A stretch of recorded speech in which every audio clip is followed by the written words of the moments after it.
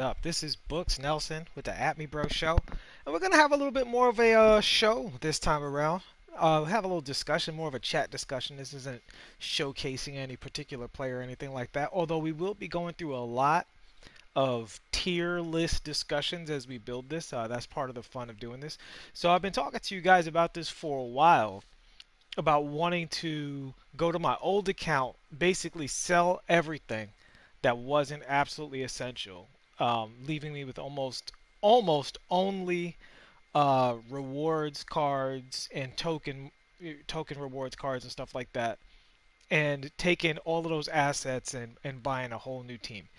And that's what I'm going to be doing today. Now, I said 250k, which is true. I started with 250k, but I did buy the Pistol Pete in a previous stream, but I am counting him because I love the card and he's going to be on the team. But when we initially started this, and I just left this screen up here because, like, 2K, get off my back, man! Stop giving me commercials for a game I'm already playing. Let me live. Can y'all let me live? I just want to know if they could let me live. I just want life. You know what I'm saying? What's up, Giovanni Switchlord? Yeah, I totally agree. In fact, I think honestly, I could probably spend 70 to 85k and build a team that I was completely happy with. But I kind of want to see what you could do maxing out the 250. So yeah, I just left that commercial up there because I thought it was funny that, like, this account for some reason is just getting ads over and over. I don't know why. I think I might have bought a little time, like $20 worth of VC on this account. This is my personal account. The entire year, I don't buy VC on this account. I don't know why they are advertising to me. Okay, so actually, this could ruin the entire video. I think I bid on a Kareem just to, like, see if I would get him. I almost definitely didn't get him. But if I got Kareem, then there is no budget, and we just have Kareem. Oh no, it was Magic Johnson. It was Magic Johnson. So I bid on Magic Johnson for 184. So again, the reason it's 184 is because we bought Pistol Pete, and I also bought the Kukoc just to show him to you guys on the channel. So I did take a hit on the. Did I take a hit on the tax today? I think I took a minor hit on the tax. I don't know. I'm missing some VC. So, but I also wanted to talk about the NBA season, being over and all of that stuff. A lot of people wanted me to stream about that. So when everybody gets in here, we'll definitely be talking about that as well. So this is the squad right now, which is obviously not very good by any stretch. Again, we sold everything of value. You can consider this Shaq as being bought with it. Do I have a Lance Stevenson?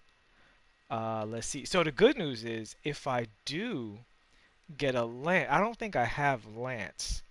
So Lance is in those prime packs. I actually invested in a lot of Lances on my on the At Me Bro account, and sold all of them when his price went up. That was a really good investment. But I imagine his price is crashing now. Don't know that for sure yet. But yeah, so this team is pretty trash. So we have a lot of work to do. There are, let me see, who's good on this team. So obviously, I think Pistol Pete is great. I love the card. I still think Kobe's good. And so let's talk about this for a second. And so Kobe, to be totally forthcoming, Kobe is on this team for sentimental value first and foremost, right? Let's keep it a buck on that. However, I don't think Kobe is a liability for that reason. He's not only on the team for that reason. It's just I'm not getting rid of Kobe because, obviously, tribute to the Mamba. But let's look at the card and see if he's as outdated as some people think. Because I notice nobody runs Kobe. Nobody thinks this card is good anymore for the most part. I won't say nobody, but I don't see him a whole lot. Let's see if that's justified. And I want to compare him to a lot of the other shooting guards out there because I do think that people are passing up on playing with Kobe. I think what happened is the 2K community can be a little raunchy and miserly at times. And what happened was Kobe's price went up when he passed away. So this card never became a budget card, right? Like, he was, I think, 70 or 60k for like a hot minute. He was always hovering around 100k or bid. And then he passed away, and his card was going for like astronomical prices, and then they kind of came back down. So let's see what he's bringing to the table. So he's an excellent, so he's got a great draw foul, 90 drive and layup, excellent post fade at 84 for his position. Most cards have a terrible post fade at the 2 guard. He's 6'6", and he's a fairly big character model. He's got a 94 mid-range shot and an 89 three-pointer. So this is the first thing that you might say is a little bit on the outdated side. Most cards are heavily juiced in three-pointer, but I would say slow down. An 89 three-pointer is not a liability by any stretch of the imagination. Coaching Boost is going to put it into the 90s. If you think there's a big difference between an 89 and like a 94, you're definitely crazy. I would say if you combine a 99 with Hall of Fame range extender, then you start to really feel a difference in the shooting. But any card with gold range extender and a 90 to, 99 jumper is going to feel the same depending on if the release is good. And Kobe's release is absolutely elite. So we have 85 free throw, 95 driving dunk. So here we have a card that is nearly elite at shooting, absolutely elite at driving dunk, elite in terms of animations, elite in terms of ball handling. So now what's left is to look at the defense. So he has a 90 steal, 92 perimeter defense, 90 speed, which is normally what holds them back. There's still a lot of cards being released with a 90 speed. Again, with coaching boost, that's going to go up. You could either throw a three-point shoe or a speed shoe on Kobe, and in my opinion, he can still hang with most of the guards that are out there right now. Like there's a lot of new guards that have been released that are still not as good as this Kobe card. I think the My Team community has new card bias, where when a new card comes out, they just want to believe that that card is better than what's been released for the most part. And I think in practice that hasn't been true, but I think it happens when we talk about cards, and it often happens during the market. But to be fair, the Pink Diamond Tracy, the Pink Diamond Derrick Rose, the Pink Diamond Gilbert Arenas, those cards have rightfully retained their value because they are still top tier cards.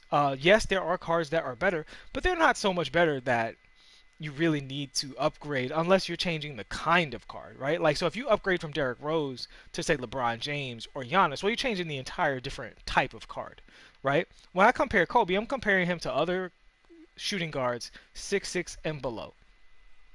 He is well placed within that group, so I actually feel really comfortable keeping him on the team. So let's look at what else Kobe's bringing to the table. He's got Hall of Fame volume shooter, which is excellent. Difficult shots, tireless defender, Hall of Fame defensive leader, Hall of Fame clamps, which is awesome. And then we go to his goal badges. So we have catch and shoot, ankle breaker. Honestly, the only thing he's got interceptor, intimidator. The only thing that I would love to have on this card that is not on this card is this right here. Hall of Fame quick first step. If he had Hall of Fame quick first step and Hall of Fame range extender, there honestly would be no reason to have a new Kobe card. Everything else is literally just icing on the cake. It's just those two badges, if they're Hall of Fame, both of them on a card with animations like this, you really do feel like that difference. Everything else is just like whatever. But yeah, Kobe's still a good card. I think he's still more than playable. This Odom, listen, if that new Tony Kukoc is playable, then this Odom is still playable. All right. Now this Ben Simmons card, he can't shoot, but he's so good from an animation, defense, and slashing standpoint. I do think he's playable, and on a team like this, you can actually run through Ben Simmons as if you were running Point Simmons, and you can still play that game plan. Now the Lopez, I do think this card is already outdated because he can't guard the pick and roll, and that's like we're getting to the point where if your center can't guard the pick and roll, you're definitely doing worse as far as centers go. Right now, in Brook Lopez's favor, he's a great interior defender. He's an elite rebounder, and he's an elite shooter. So he's not a trash card. I just think that you're giving something up with that card. So then we go to the bench here. In my opinion, none of these bench players is anybody that I would be keeping. So we're looking to replace everybody. Although I do like having Amethyst, Shaq, if I just need a bruiser off the bench to like run the floor, grab rebounds, defend the pick and roll, and maybe get a post-up play in a pinch. I don't think this Ryder is absolutely terrible. Let's take a quick look at him. It's been a long time since I've looked at this card. So he does have the Hall of Fame quick first step. Gold clamps, gold intimidator. So he's actually solid. He has a fairly slow-ish, weird kind of shot release. That's the main thing I don't like about this card. And he also doesn't have the best dribbles in the world. But I will be taking a hard look at him again because I think when I reviewed him, the explosive behind the back was in the game, and now it's not, so we have to look at those other dribbles. But he doesn't, I already glanced at him, he doesn't have most of those other dribbles. I got the trash Donovan Mitchell from the the ball drop. I got the good one on my other account, so he's just a placeholder as well. Let's see why he's trash. What do we not like about this card? All right, so he has no good Hall of Fame badges. No, well, I mean, Space Create is okay. Um, Consistent finisher and difficult shots are definitely mid-ish, low-tier badges. He's got Acrobat, Teardropper, Interceptor. Does he have clamps? Quick draw. Oh my God! Yeah, this card is terrible. Yeah, this card is unplayable. He's just holding the spot. Um, yeah, let's move him. He tested positive for the corona, so we're gonna move him. That's a joke, obviously. You know, best to everybody who has unfortunately had an encounter with the coronavirus and stuff like that. And that's also part of what we're going to be talking about right now. The effect that the coronavirus has on the NBA. I think people are confusing the danger of the coronavirus spreading with the danger of contracting the coronavirus. I'm not going to get too into like the medical ups and downs of it, so on and so forth. But the bottom line is, if you're a young, fit person, you're probably just going to experience symptoms and then it's going to go away. But if you're an older person or your immune system is compromised, then you might really be in trouble. So when we talk about the spread of the coronavirus, it's not really for NBA players. Like everybody's like, is Rudy Gobert okay? He's fine. He's like playing Xbox or something. Like it's really not spreading it to people who can't handle it at all. And also to say, like, if you get it, you could be in for a rough time, but you'll probably eventually be okay. If you're young and fit, and if you're watching this channel, I would imagine most people are relatively young and fit. Yeah, all is well, man. Giovanni Swishlord, Michael Lasquero in the building. Shout out to y'all. So yeah, we just doing a little team building stream. So I'm about to go into this thing, and so because I do not care about this account at all, this is literally just me saying, like, at one point I was gonna play both accounts, um, and I decided, you know what, I don't have the time to play two accounts. I'm not gonna split my economy. Oh, good. I got the pronunciation. Much appreciated. Thank you. I appreciate that. Um, so I just was kind of like, well, what would I do if I was going to build a team for fun? So the first thing we're going to do is we're going to go to the token market and we're going to get rid of all of these tokens. So this is the first, and so this is like a relevant thing already at the beginning, right? So how much are these? These are 20. Okay. And these are 30. So there's a 10 token difference. So who's good in these packs? Gilbert Arenas is still very, very good. Nobody else in here is particularly relevant. Now, I do think DeRozan is. I heard he doesn't have quick first step, which would be a big, big bummer on the DeRozan card.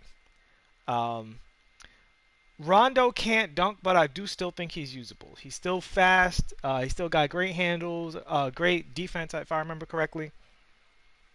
He can really shoot the ball. He has the range extender. And DeAndre Ayton is still playable.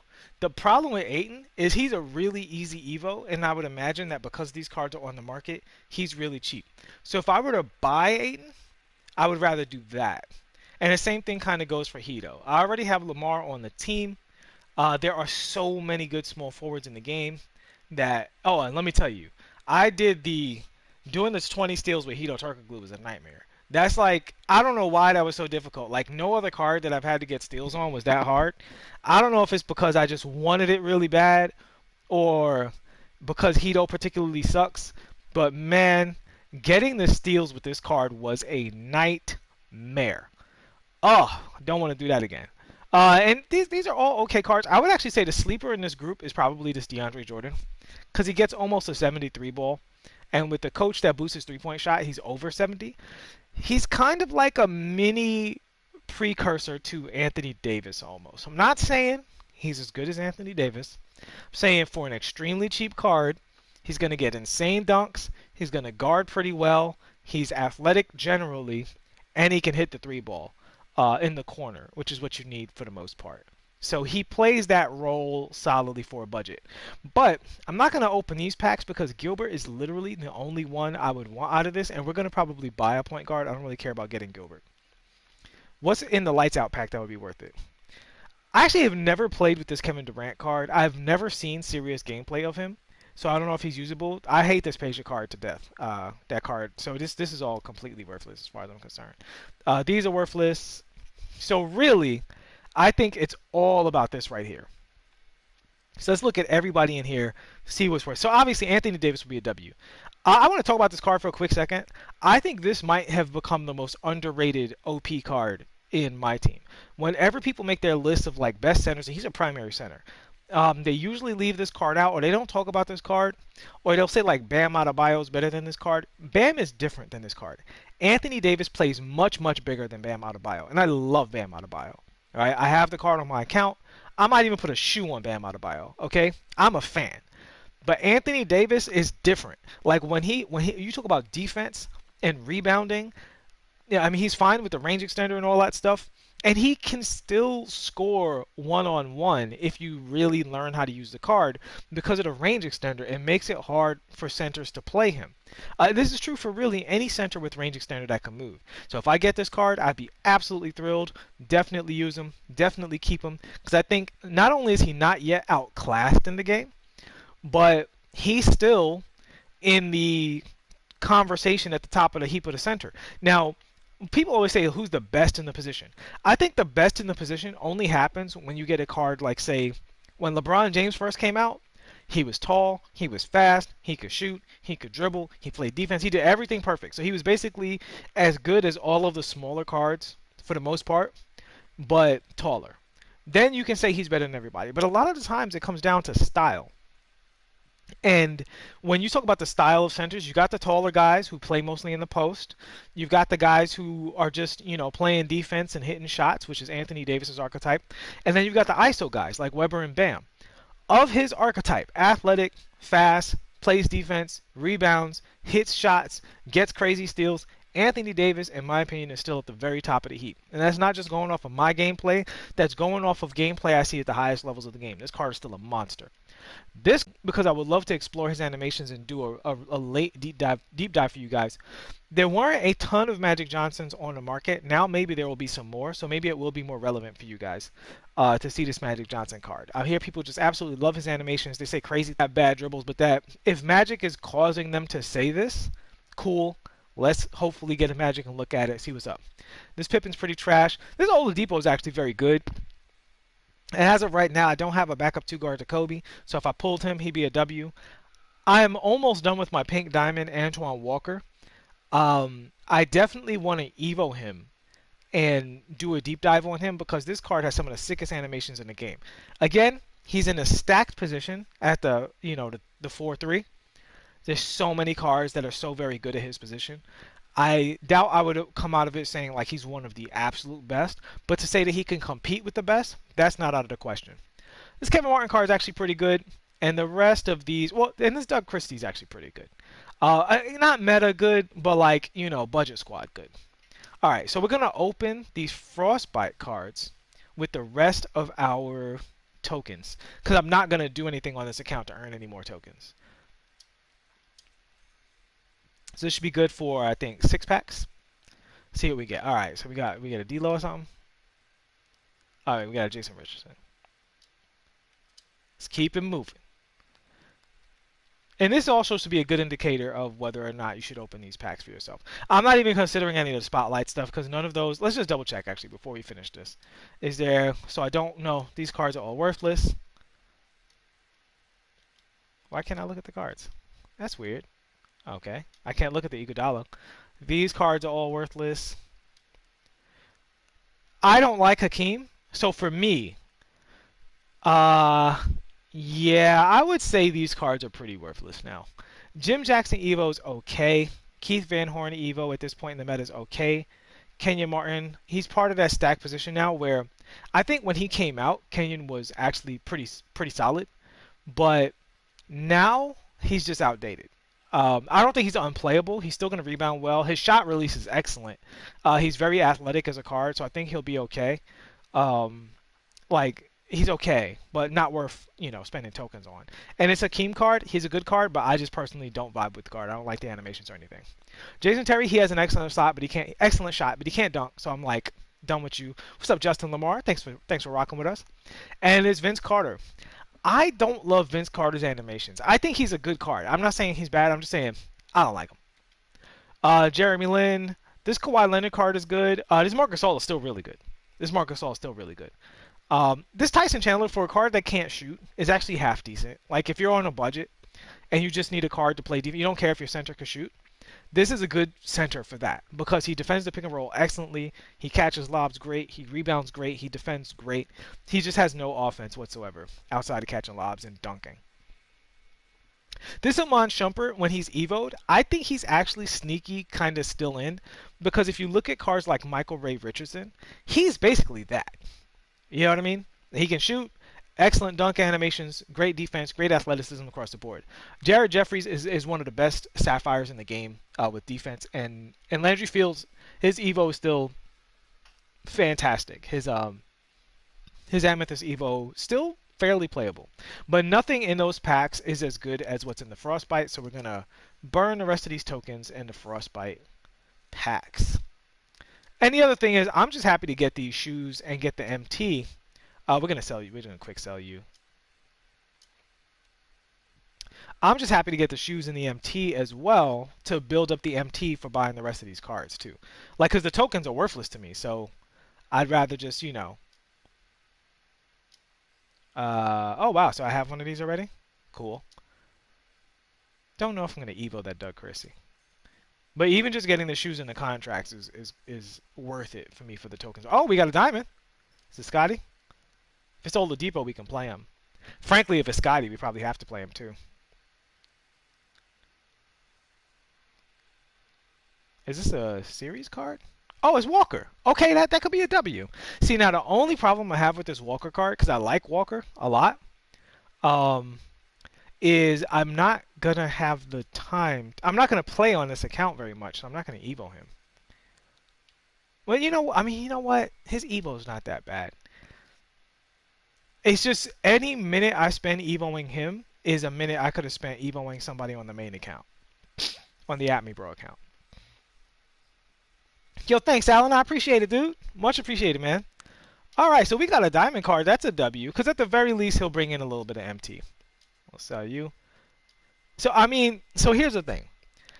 If you care about tokens at all, if you just have faith that 2K is going to upgrade the token market or rewards at some point with really good cards, then the token updates are a complete L. But for my purposes here, I'm much happier with them putting Frostbite packs in here particularly, because it's like I get a chance to get a card that might be useful, and I'm getting MT based off of just the fact that getting these sneakers and these even cards I'm not going to use if it's a diamond or whatever, I can get MT off of it, which makes it easier to buy stuff. So now the tokens aren't worthless, you know? Now if the tokens are eventually worth more and you spend tokens now, then that's going to be a giant L, which is why I made an entire video about communication from 2K. But for the here and now, you know, a little you know, Buddhism, be it living in. We got another diamond on our last one. Who we got? Okay. You got Oladipo. Let's go. All right. So we have a shooting guard. So, hey, look, as far as I'm concerned, that was a massive W. We got a whole bunch of stuff to sell. Oh, this is a W, guys. So we got 2 diamonds. So we spent 180 tokens.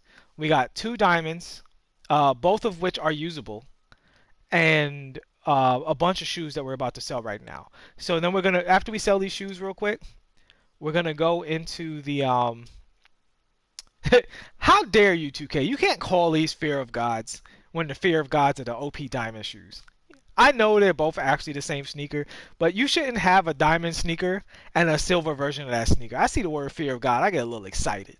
Come on now. And anyway, so we're gonna delete some shoes.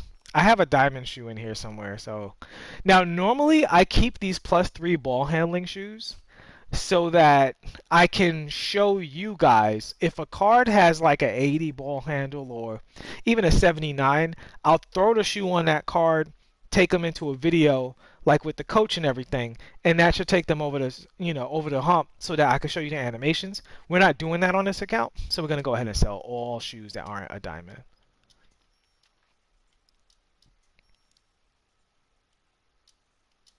I do still have a ton of +3 ball handling shoes on my AtMeBro account though. So if I ever, and we're getting to the point where everybody's getting the ball handling that they're supposed to get. Okay, so here's that three-pointer. I'm actually going to put this onto Kobe. All right, so this is the first chat participation part of this, y'all. And shout out to everybody rocking with me, man. I always appreciate it, man. I really appreciate it. Yeah, man, I got 2 diamonds. That's what's up. That's what's up, Justin. Okay, so should I apply these shoes to Kobe and take his three-pointer from an 89 to a 92? I feel like that's probably a W. I'm gonna let the chat get in on that while I sell the rest of these shoes. But I feel W-ish about that. Because I'm going to play Kobe. Like, until we get another card, Kobe's permanently in the lineup, even off the bench.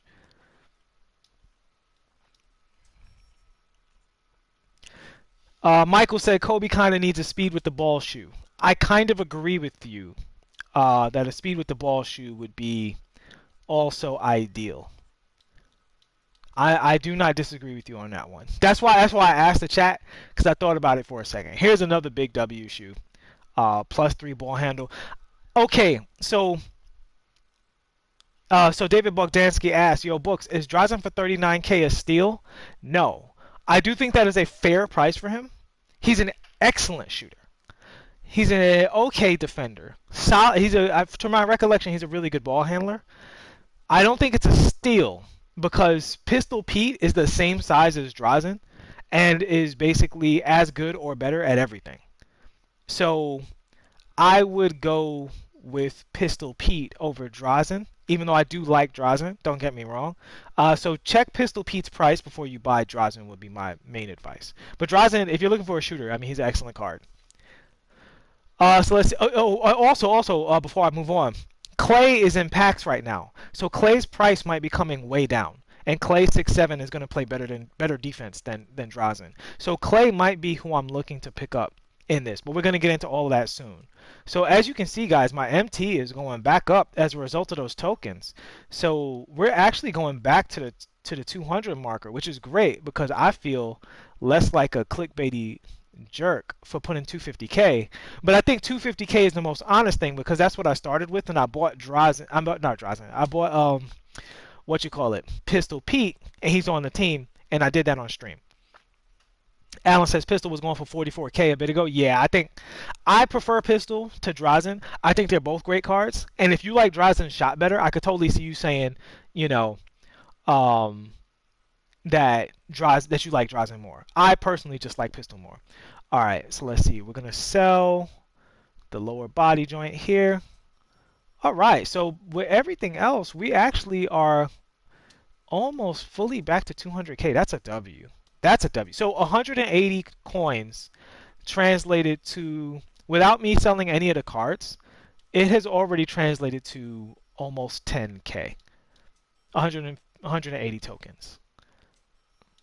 All of this isn't from those, but if I sold Walker and Oladipo, I would imagine they're not going for less than 3K a piece. I am going to check their prices just to see. I figure they're probably cheap, but I don't know how many people are actually spending their tokens. So we're gonna look at that. So after we're done selling this stuff, we're gonna just look at the market. Okay, and we have a uniform here. So let's see this in the auction house. Is this worth selling? Oh my God, are those real prices? Oh man, I'm about to be Captain Undercut right now. 1,000? Yeah, we about to get 950 for this. Let's go. Let's go. If you are looking for a Pacers uniform, holla at your boy. In fact, let's undercut for 950. Boom. All right, we out here. Man, I'm so pissed at you, Dave DeBuscher. I really wanted to get rid of this card. I've been trying. David Bogdansky, I am currently in the middle of my Tom Chambers Evo. I have a suspicion that Tom Chambers might be one of the biggest sleeper cards on the market, but I need to finish the Evo and test him out myself. If I see a really cheap pink diamond Tom Chambers, I'm not above buying him for this squad. And that's the kind of adventure we're about to be on, fellas.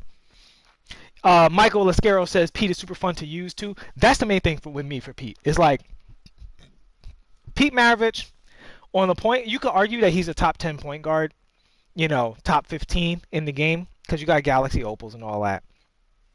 But in terms of fun, he's top 3. Like, Pistol Pete is one of the most fun cards in the game. So my comparison with Pistol Pete is Steph. He's very close to that Steph Curry card. And I say that do I play the show? Okay, I have the show 19, and I want to get the show 20, but I haven't had the time to play the show. I'm going to start playing the show very shortly. First off stream because I'm not even a scrub. I'm a person who doesn't play yet, but I want to learn the game and get into it because if it's a game that I would have fun covering, even if only like 5 of you guys watch it, I would definitely cover that game. You said PD Chambers is very good, but he has a funky release. I actually like Chambers' release. So, and we're about to get to that right now. So, let's see here. So, I just wanted to take a look at Christie. I would imagine he's going for pretty cheap. See if I should discard him or put him out on the market. And after that, so 1250. If he's going for at least 1100, I'll put him on the market. Nah, he's discard. Okay. So we'll discard you. And I'm just going to discard this guy. He's probably flooding the market now. Whatever. Yeah, Michael, what very little I've played of the show, I've loved. And I haven't been a big baseball fan since I was a kid. Like when I was a kid, I used to collect baseball cards, I used to play baseball. I'm in New York, and I was young enough to, or should I say old enough, to experience the Mets when they went on their run, and then the Yankees when they went on their multiple runs. And so I watched it very, very closely from there. I actually stopped watching baseball during the home run steroids race stuff. It wasn't because of that. It was because I happened to becoming an adult, and I was like working on getting art jobs, and I was playing in a band, and I was like working at the stock market, and I was doing all this stuff. So I just didn't have time to follow more sports besides basketball, which I was still playing very actively at that time. Diamond Dynasty was the most rewarding Ultimate Team mode. Yeah, I've heard that, man. I've heard it's fantastic. So I'm definitely going to put time into the show, and if I get good enough at it and experienced enough at it to put forth coverage that I think you guys would be, be able to enjoy, then I'll do that. All right. So we've sold basically everything, and now it's time to check out our team and start looking at the auction market. So this is where the real fun begins, fellas. Because what we're going to be doing here is we're going to be like, what does this team need and what can we get position by position? So this is also kind of a tier list discussion. So, okay, so we have a starting point guard. Now we have a backup point guard already in Oladipo. All right, we have to get a ball handling shoe for Oladipo. That's no question. Actually, do we already have one? Let me see. Steal. Okay. This Adidas shoe is excellent, but Oladipo is not a good enough card for me to put that on him. I need to get the cheap joint. There's like a 6K shoe that I would put on Oladipo. Will 98 Westbrook go back up? I don't imagine so because he's going to flood the market now. Even though, I mean, that's good news for me because he might wind up being the backup point guard I grab. If he's 50K or less, I'm going to probably grab the Westbrook. So, okay, so who are the best cards at this position that are within our budget? So we don't want to blow the whole budget on everybody, right? Like, so we have these cards. I mean, realistically, Kobe is probably going to be my backup point guard. But for now, I'll have him start. We got Oladipo with the backup shooting guard. And Odom's going to be my backup 3-4. Ben's eventually going to be off the team, and so is Lopez. So all of these cards need to be replaced. So the most important position. So Pete, I'm fine with Pete starting at point guard. I'm fine with Oladipo at backup. So our first position to address is the 2 guard. We need a 2 guard, preferably a starting 2 guard. Orlando Teal, why don't you control yourself? For those of you who can't see the stream, maybe watching this on the recording, Orlando Teal says, RIP NBA, Rudy Gobert got hit with the "you reach, I teach." Yo, W in chat for that joke. That's pretty good. That's pretty good. Dave Bogdansky says MLB The Show is so fun. I played last year, and Diamond Dynasty alone is worth it for me. Yeah, and honestly, I would get the show 20 right this very second, except for the fact that I want to experience the show 19. Number one, because it's an excellent game, and I'm a firm believer that if a game is a 4 or 5 star game, you should play that game. Like even if it's quote unquote outdated, like experience that game, see what's good about it, because there might be something in that game that they didn't bring forward or that they improved upon that you have a really strong opinion on. Michael Escaro says maybe Walt. No, I'm not going to get Walt because I like the Walt card, don't get me wrong. But okay, so here's my criteria. For these first 4 positions, I will not accept anybody without clamps, range extender, preferably intimidator, right? And obviously quick first step. That's at these 3 positions right here. I will accept a lack of clamps and range extender on a center, but they definitely need to be great at everything else. All right, so we're gonna go and shop now for the first position, which is our shooting guard. All right, so let's see who's on the market. First, we're gonna go to. We'll start from the top. So let's see, who are the Galaxy Opal shooting guards? So all right, so you got T-Mac and you got Mike. Obviously, these are really out of the price range, so we can discount those guys. But this makes me wonder about the PDs. So let's see. So this Dwayne Wade is going for really cheap, and he's excellent. And this Klay Thompson is for buyout. So Klay is my first choice because first of all, I haven't done a card review for Klay with you guys. So that's number one. So if we get Klay, we're going to go into a deep dive on Klay. If I get a card that I have not previously reviewed on this channel, we will do a deep dive in this video, in this stream. We're going to be here for a while, fellas, so buckle up. So this T-Mac, he's not selling for 200K, which means he might be starting to flood the market too. So we're at least going to look for T-Mac. All right, so we're going to get off the bid and we're going to look for who's out on buyout. What do these buyout prices look like? So we see that DeRozan, his price is way, way down. He's going to be easy to buy. All right, let's just see if T-Mac is available at all. He's not available for buyout yet. All right, let's see what Klay's looking like.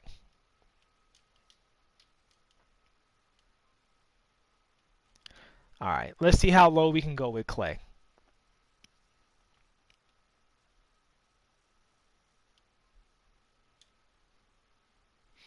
Said Miles Bridges is the budget GOAT, one of the best releases in the game. I think Miles Bridges is solid. I think he's a good card. I just don't like his ball handles. So, and I am a dribbler who dribbles a lot. So, if you can't dribble, you probably like. I'm picking cards definitely based off animations for the most part. All right, so Klay is a little high. Klay will bust my budget up right now. We can afford Klay, but we're gonna need for Klay to come off his high horse a little bit. So Klay's out. Klay is out. Michael Escaro says maybe CJ for a bench combo guard. That is actually an excellent suggestion. I'm a huge fan of that CJ McCollum card. Only thing is I know the card isn't the best defender in the world. Okay, so 93 is what this pink diamond Klay is going for at the lowest. I imagine he's probably going to keep coming down. So let's see. So the three-pointer is just out there all the way up. Perimeter defense is a 98. I'm not going to lie. I definitely would love to have this card. What's his speed? His speed is a 92. And he's got all of the good badges on Hall of Fame, including Intimidator. Yeah, I'm not going to lie. I want this Klay. I definitely want this Klay. So vote in the chat. Is Klay currently worth 93K? Well, the first thing we want to do is we want to look at his closest competition. So that first will be Kawhi at the same position, who I still think that this Kawhi guard at the 2, this Kawhi at the 2 guard is fantastic. Wow, is he not for buy now? That's got to be crazy, right? Or maybe he's not a primary. Let me see. We'll go to, what was he in the, Jeremy Lin?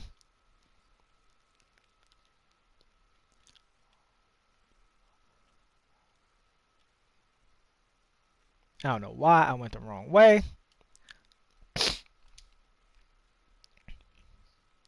Is he really not for buyout? Didn't this card like come down really low? Am I crazy?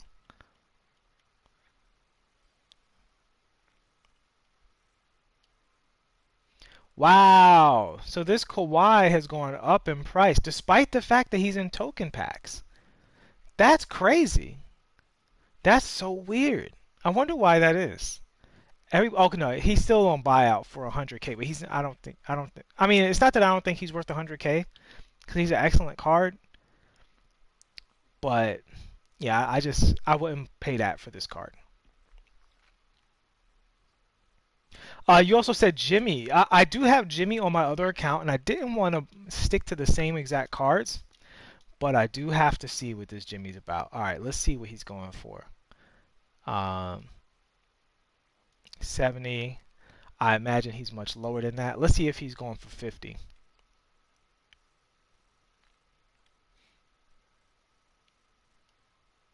Okay, yeah, Jimmy's mad cheap, and Jimmy's so good too. Okay, so Jimmy's price isn't going to go up. So we'll put Jimmy down on the back burner for now, but Jimmy is probably the best. So that's kind of what this also is. It's like who's the best available card at every position on a budget. That's kind of the game we're playing. The only difference is with this game, we're going to actually buy those cards. I'm looking to spend all of this. I'm not opening packs on this account. Okay, so Jimmy is 43. Very difficult not to buy Jimmy right now, not gonna lie. But I already have Jimmy on my other account, and his price is gonna go down, not up, I would imagine. So, Jimmy, just relax. You hold the spot right there. So for now, the backup 2 guard is Jimmy. So now let's see what Lance is going for. Because Lance is still in the discussion with most of these cards. The only thing I don't like about Lance is that he's short.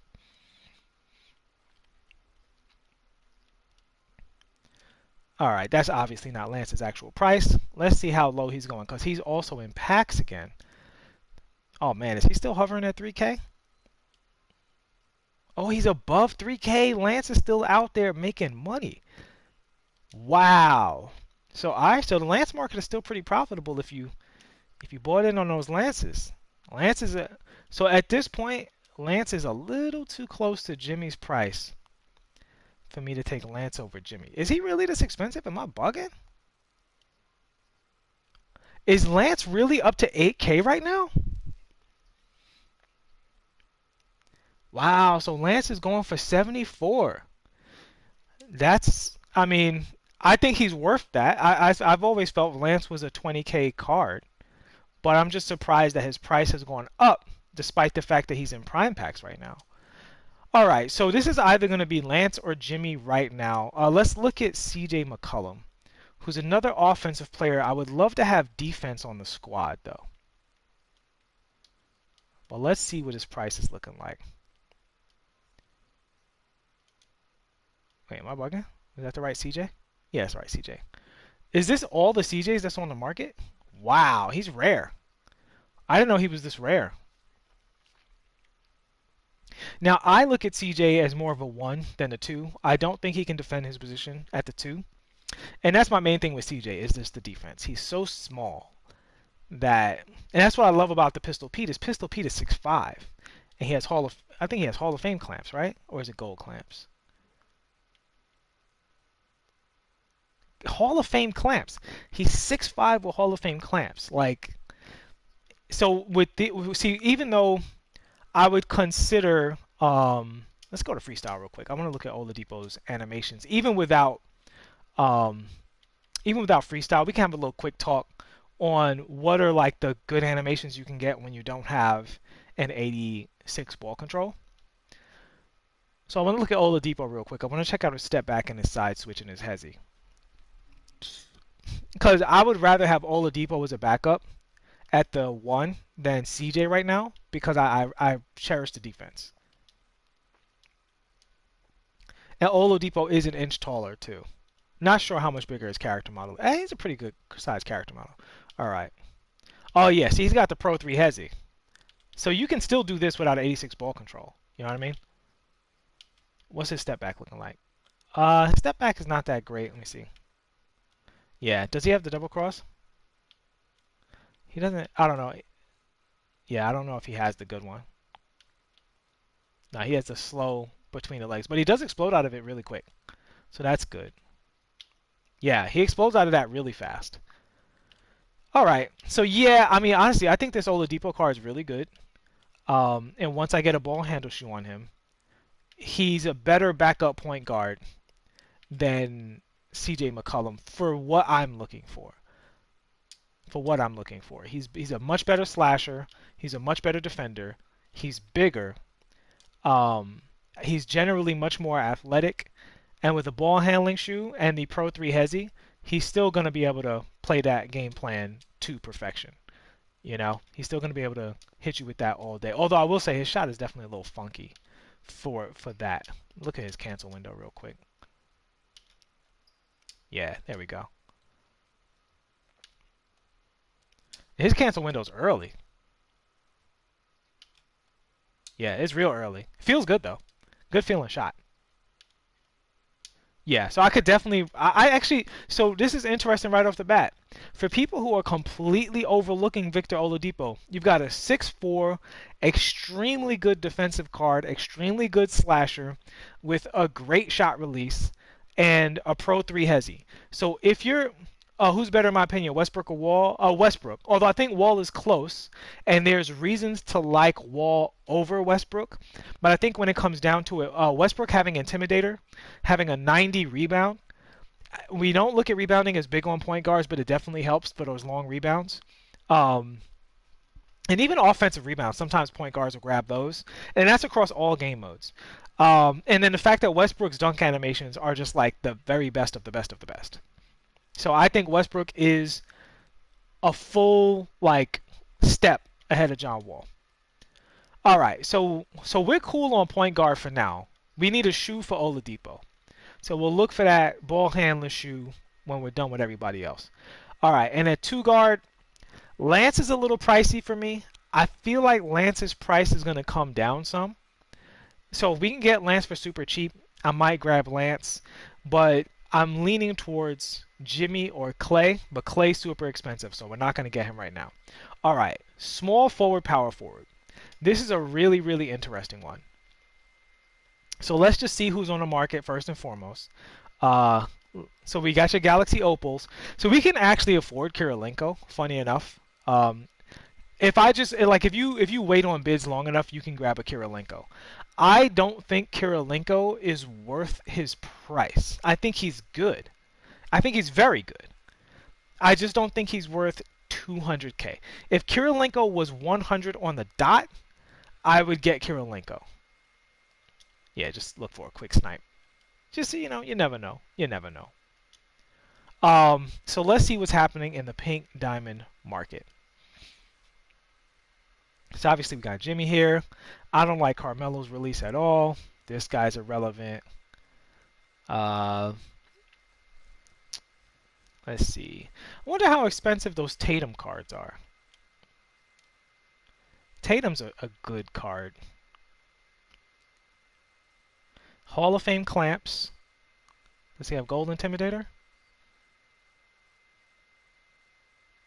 Does he not have Intimidator?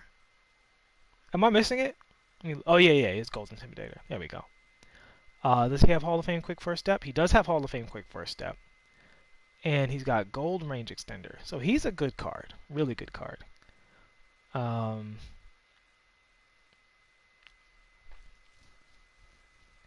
Jimmy really trying to get picked, boy. There's so many Jimmys out there. It's just, I feel like his price is going to come down some. I mean, maybe not. Maybe not from a 43. What was he, a 43? Man, that's such a good price. I'm leaning towards saying Jimmy is definitely one of the best budget cards on the market right now. He said AK is worth 200K, flawless card. Well, my problem with AK at 200K is if I look at the cards that are at 100K and less, he might be better than them, but I don't think he's 100K better than them. You know what I'm saying? So that's really what it is for me. It's like the amount of money, the amount of MT he soaks up being part of your roster versus performance on the floor. I do think my team is a mode where do you always go for the absolute best cards at every position, or do you go for the cards that are the most efficient cards economically as well as the best cards? So like So for instance, this Jimmy and this Kawhi, they're both very, very close, but this Kawhi is 50K more, maybe 60K more. So do you get the Kawhi for I don't even really consider him to be better, but let's just say he's a tiny bit better at something, right? Do you spend 50K for a slightly better three ball or a dribble you like? I don't know. I just don't think that that's efficient. I think cap flexibility basically. Yo, what's up? What's up, choices? Yeah, so I think cap flexibility is something you want in your lineup. And that's really where I'm at on my other account. I'm almost at 300,000 MT. I don't really snipe. I just pick up Evo cards, and I don't keep any card in my collection that has a card that's like half as cheap, but is you know 98% of the production. I'm not gonna keep 2% production for 100% of the cost. But that's just me. That's just my theory. Is Kareem worth his price? I think people are going a little over the top on Kareem. It's not like he got a 99 three-ball and range extender. He's just more reliable from the three-point line. He's a little faster, a little faster. The other one I think is at 87 speed. This one's a 92 speed. You throw a shoe, that speed difference comes down some. I think a coach can bring it down even more. So you're talking about a speed difference of a couple of points and a bit better of a three ball. He has a 79 three ball. He has a great release. His release is so good that even at a 55, he can hit corner threes. I wouldn't rely on him to do that on a regular, but he can definitely hit them, even on superstar difficulty, because his green window is just so big. All right, let's see what the diamonds are looking like. Let's see what these diamonds are looking like. So this diamond AK is mega cheap because of the Galaxy Opal AK. Now we know he can't really dunk, but he does have the Hall of Fame clamps, Hall of Fame defensive leader, interceptor. Really disappointed he didn't get Intimidator Hall of Fame. That's okay. Floor general, gold intimidator. Let's see what his stats are looking like. He has an 86 three ball. We're gonna keep it moving. It's not that that's bad. I'm not dismissing him because an 86 three ball is bad. I just feel like we could do better at this point. You know, because again, this Odom, he's taller and he has an 88 three ball. You know what I'm saying? Like people sleep on his Odom card. I realize AK is probably a little faster. All right, let's see what this AK is for. Because if this AK is super duper cheap, he might be worth putting on the squad. I would rather build the squad out to be a little better than what this AK provides. But let's see. What's his lowest price? In fact, yeah, let's just do it like that.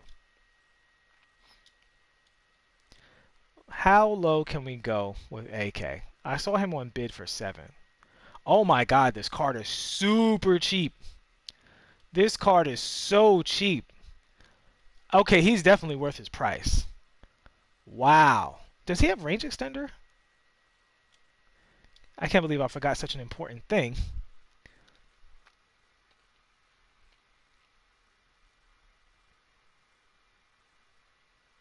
Oh, he doesn't have range extender. Nah. Not gonna be able to do it. Not gonna be able to do it. I wish I could. I wish I was, but I wasn't. We're gonna keep it moving, AK. We're gonna keep it moving. Yeah, I do think the ball handling on Kareem, it probably puts him over the top. It's the ball handling. It's the fact that they raised his ball handle like to astronomical levels. What is his ball handle? I don't want to get too distracted here, but I want to see.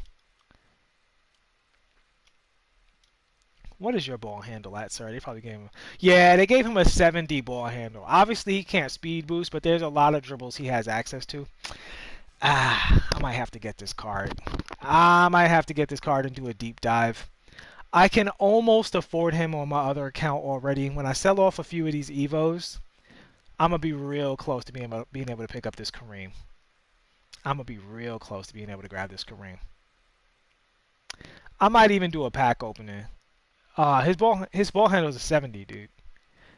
Um, so if you guys don't know, the ball handle, the way the speed with ball works, as per Mike Wang, is it takes your ball handle and your speed, and it takes 80% of the mean, right?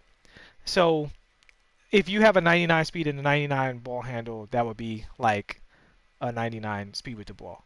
But if you have a 99 speed and 80 ball handle, that's going to be like a 86 speed with the ball or 88 speed with ball, something like that. So I believe if you increase your ball handling, you will increase your speed with the ball, like by default, automatically. All right, we got to keep it going. I need some suggestions. All right, should I look at this Bridges card? Let me look at this Miles Bridges. Let's see what Zion's going for. I don't have Zion anywhere. Are there any affordable Zions? Are you on buyout yet?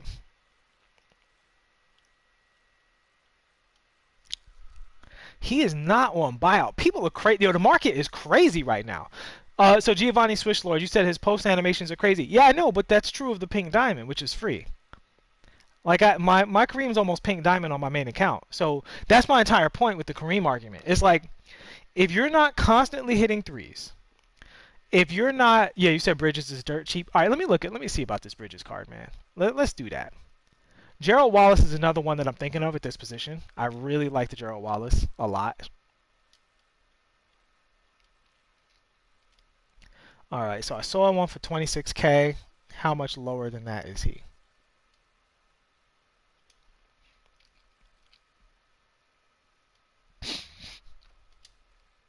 He looks like he's about 20K, which is more than affordable for the squad.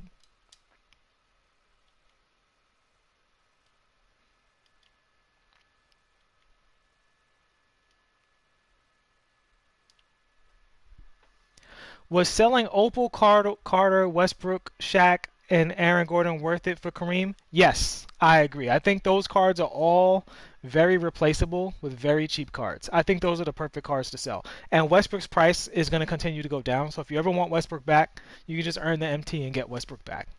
Westbrook is the only card out of all of those that I would reacquire at this point. I think at this point in the meta, PD, Shaq, and Aaron Gordon are already like outclassed by similar cards. All right, so the cheapest Miles Bridges is 24K. Ooh, he got a lot of good badges. I see why you guys like this card so much, because he has a lot of good badges. Did he have Intimidator?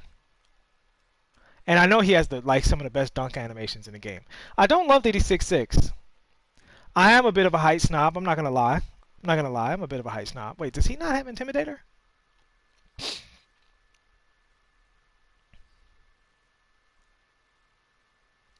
I don't think he does have Intimidator. Huh. See, 6'6" without Intimidator, I don't like that. I don't like that. I don't like 6'6" without Intimidator.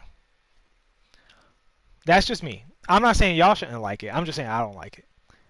I mean, we do love the ball handle. We do love the speed. Love the speed. Man, this card is fast. This card is definitely a mismatch type card. He's pretty good. I'm not going to pick him up, but he's pretty good.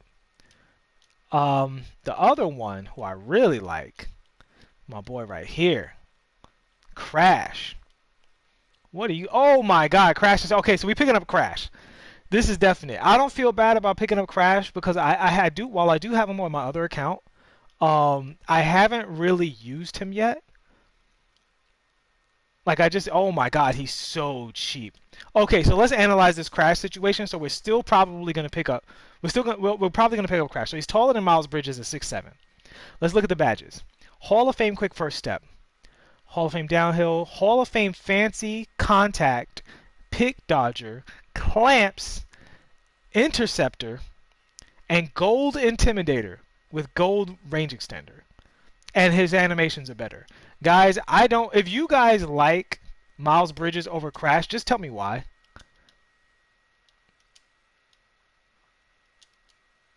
Okay, there we go. So welcome to the squad, Crash, for 450. Add to the collection. All right, let's upgrade the team. Um, so we'll get rid of Xavier McDaniel. We'll bring in Crash, and Crash will start over Odom because of his superior speed and defense. Okay, Aruga, urgent situation. My center position is absolutely horrible. No, I don't have a good power forward yet, although I will be trading out Paul Pierce for his former teammate, Antoine Walker. Cool, cool. Yeah, and I would actually start Walker over Ben because he can shoot. Well, you know what? If I was going to play this team, I would actually start Ben because everybody else can shoot if I was doing this. But hey, we're just moving it through. As you can see, we're starting to. All right, we're making a little progress here. Should you buy Opal Kareem now or wait till tomorrow? I want to say you want to buy them before those packs expire. But you know what? There's going to be an announcement tomorrow, so that might knock his price down. So maybe you want to wait. His price ain't going to go up. So yeah, maybe you want to wait. All right, so we're starting to move it a little bit here. So we need a center really badly. We need a center real bad. We have some stuff we want to do at 2 guard and stuff like that, but we need a center real bad. All right. So actually, let me see. What is AD going for? I thought that was AD on buyout. I thought that was AD on buyout. I was about to say. Just double check that he's not on buyout. All right. I don't want to get Anthony Davis because he's like one of my primary cards on the other account. But let's just see what price he's going for. So his price is going to probably keep coming down. So Anthony Davis has now become one of the absolute top budget cards you can get. Technically, over 100K, most people wouldn't consider that a budget card, but I think he is well worth the 150 or so he's going to be going for. All of these guys have contracts and shoes too. They got contracts and shoes all over the place. Only thing I would say is that there's just not that many on the market. He's still pretty rare, so he's not flying out of packs, but his price is definitely way down. Maybe he's still going for 200. But his price might be coming down. I'd keep an eye on this. I'd keep an eye on this because people might be opening these Frostbite packs. Actually, while we're here, let me see what Magic is going for. Let's see if Magic has come down at all.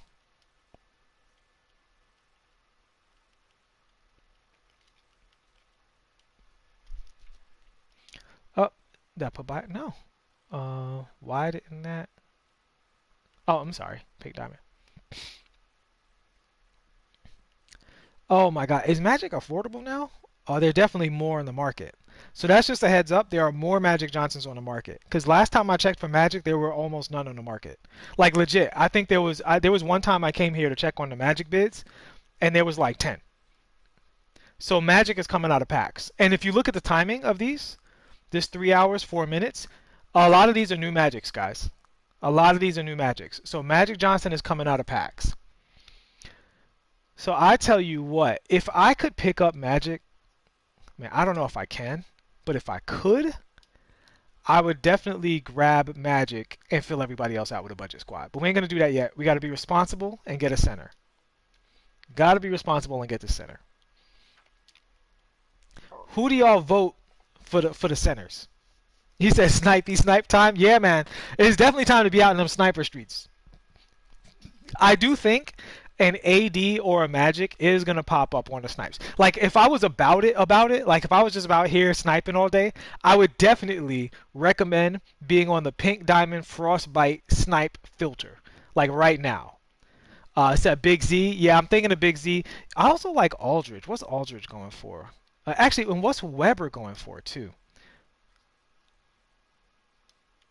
What's Weber going for? I know he's probably going to be too pricey for me, but I don't have Weber on the squad. I did him for card review. I like the card fine, but I wasn't going to pick him up. He looks a little pricey. Yeah, he's not for buyout yet. Get out of here, Weber. Let's see what Aldridge is going for.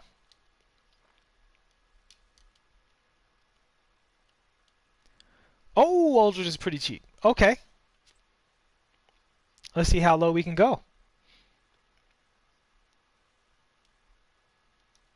You said Jokic. You mean Pink Diamond Jokic? I'm not locking in for that fool.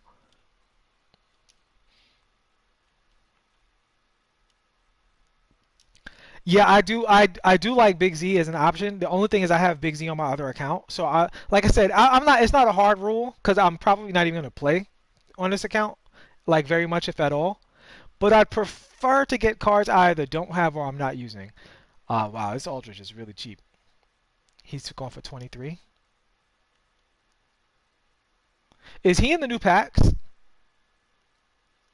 I'm gonna check these prime packs in a second after this, cause he is dirt cheap. Wow, he's going for 23K, flying out of these packs. Let me see something. Go for a quick,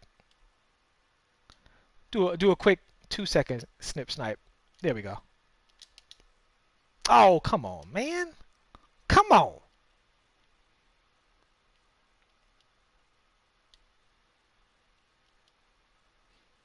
So this is another one. If I was really about it, guys, I would definitely be on this snipe filter. I'm probably just going to grab him for 23, which is probably me taking him at like a 10K loss if I was to really just wait. But I want to get everything on stream right now to be representative of this moment on stream. I don't want to you said PD Jokic is unstoppable. I'm sure he's good, but like what do I have to get that card? Like I know he's good. RCA the Great uses PD Jokic. I prefer a little better defense. Yo, man. I don't know how y'all be catching these snipes, man. But I'm getting mad over here.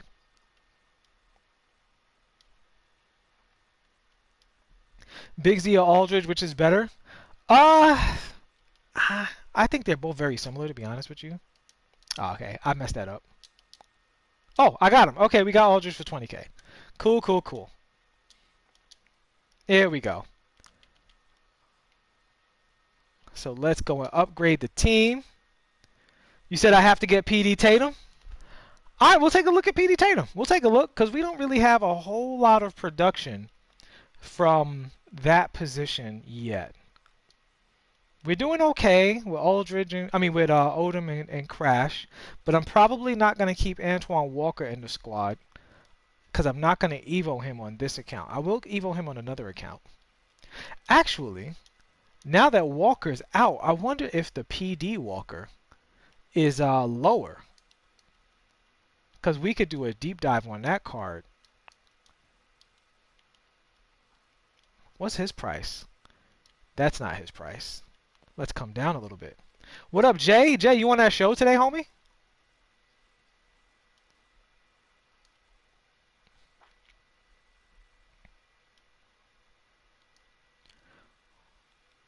You said Walker's like 40K? That's good news for me because my Walker's almost done being evoed. So so Walker being over 40K, almost over 40K, that's good news because that's 40K towards Kareem. Man, should I invest in this card? He seems like he's actually a good deal. He seems like he might be a good deal. Guys, what do you think? What do you think of picking up that Walker? What does this current Walker sell for? What does the diamond sell for? He's got to be really cheap. But if I can use the diamond to pick up the pink diamond, so I want at 12, even if he goes for 7. Like if I could get rid of him for close to 10K, nah. Okay, all right, we're going to sell this Walker and we're going to pick up the pink diamond. Because this Walker basically bought the pink diamond for us. Not the whole thing, but he got us a quarter of the way. So I'm not mad at that. All right, so let's do that. We're going to... Hopefully that 30 some odd K joint is still there.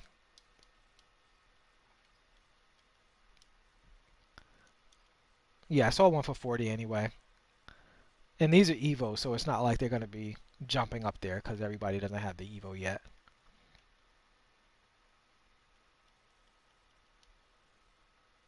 Cool. All right, so we're going to actually do a quick deep dive on this Walker. And we're just going to put this guy up for 8K. Hopefully that's enough to get rid of him.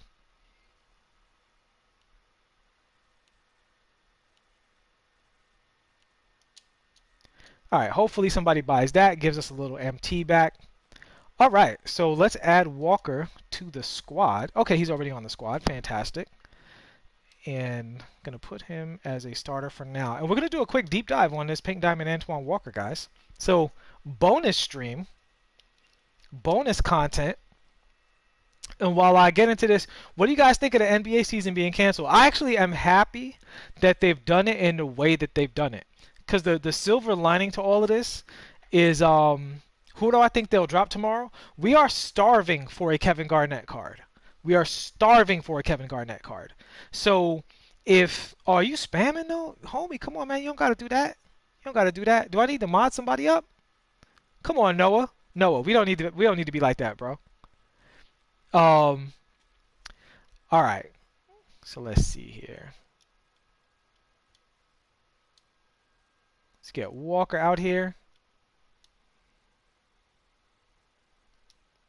Yeah, man, I'll answer your questions. I'll look at the chat, but I'm not always looking at the screen. So, you know, I answer all questions though. There's absolutely no need for spam in this chat. Welcome to the stream though. Much appreciated having you.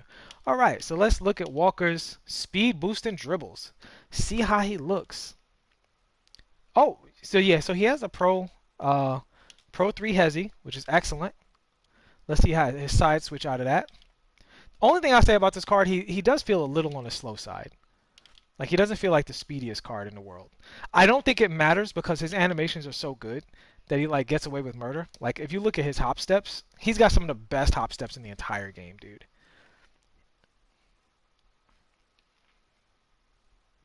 Can I do a review on KG? Ain't no, I mean, if KG comes out, I'm going to definitely get him and do a review on him. That's for sure. Especially if his ball handles is up there. All right, so what's his between the legs looking like? Well, first, can he... Oh, he might be able to double cross. Hold on. Come on, Walker. Work with me. He can't speed out of it, unfortunately. Oh, no, he can speed out of it a little bit. You just got to be really precise with the angle, but he could definitely speed out of it a little bit. Yeah, he speed out of it a little bit. He doesn't have the best killer cross, but it's... I mean, the best double cross, but it's solid. Yeah, so his between the legs is slow. That's the main thing I would say with this card. His double between the legs is fast for some reason. Look at that. Nice behind the back dribble. Yeah, this Walker card is nasty, man. Good shot release, too.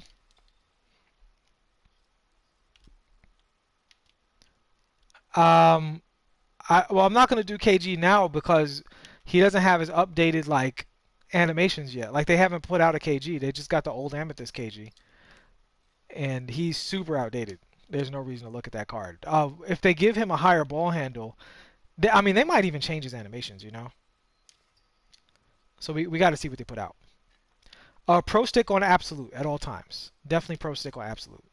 Although I know, is it Hazel? Might be the girl's name.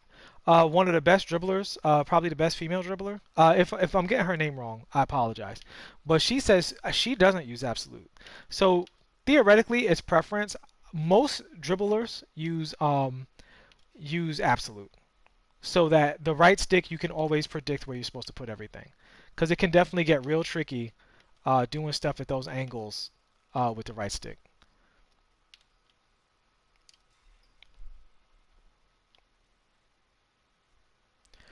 All right, let's look at these full court handles.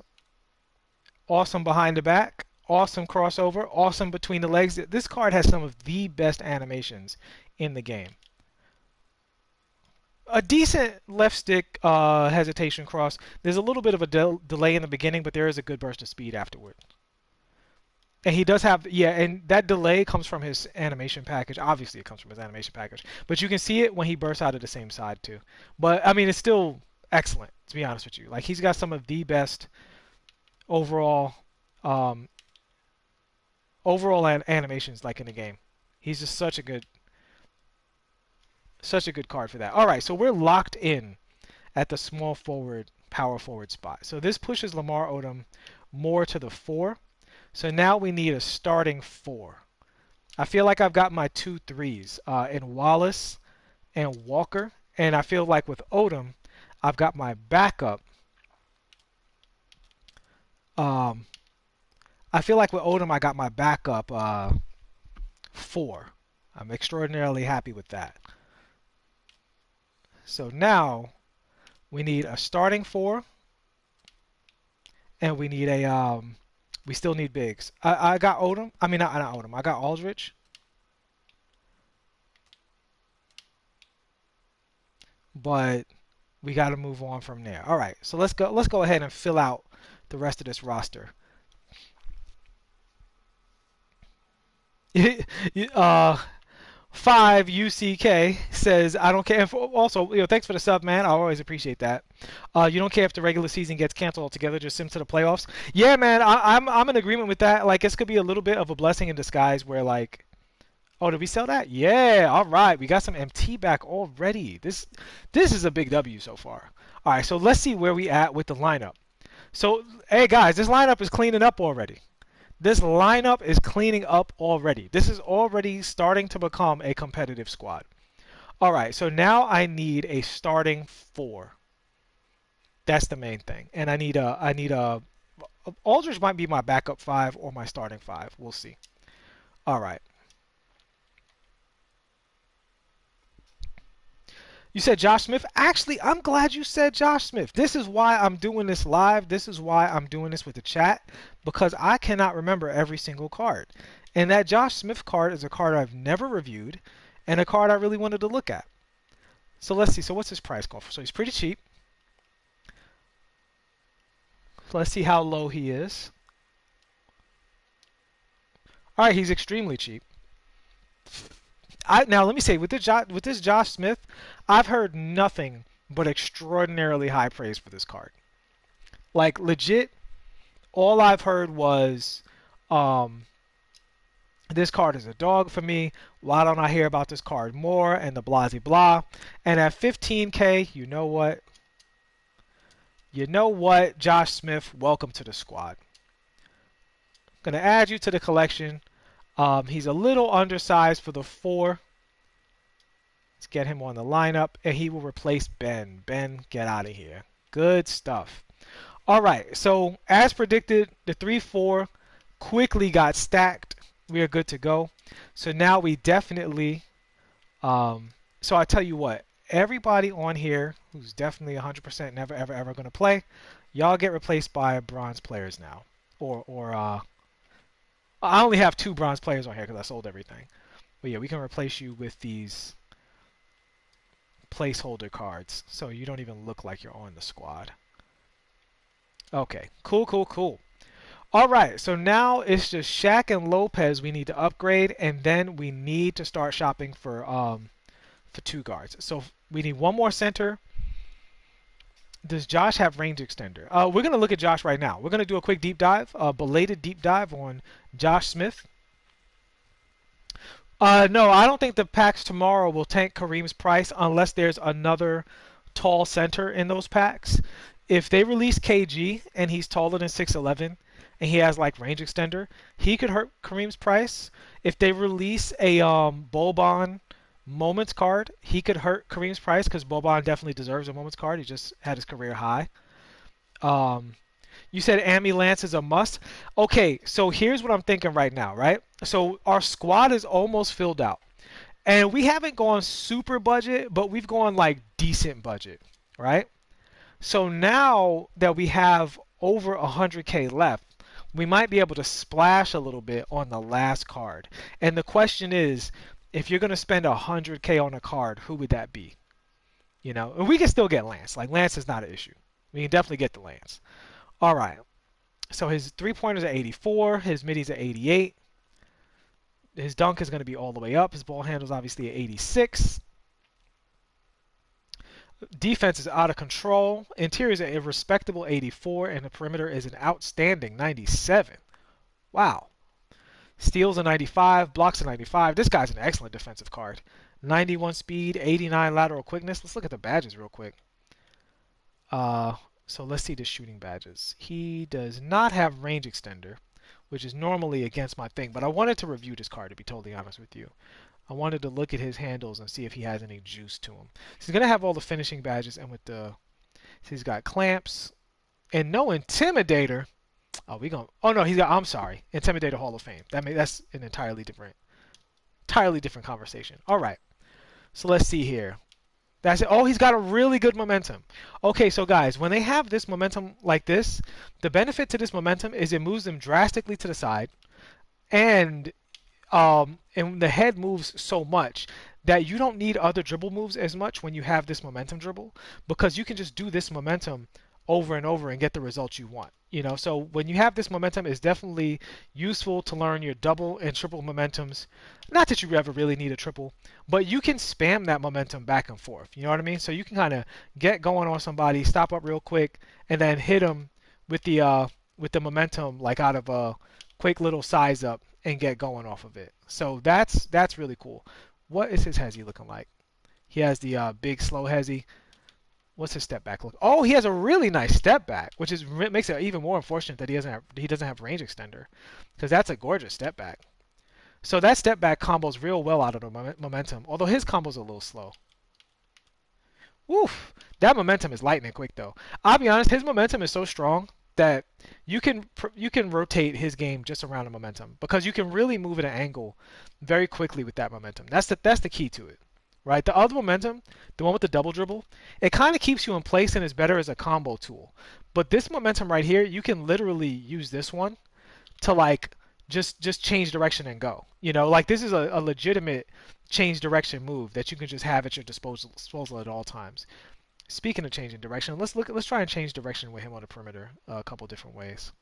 Woo! He doesn't like to start dribbling though. What's his quick step at? What is your quick step? Okay, it's at gold. Respectable.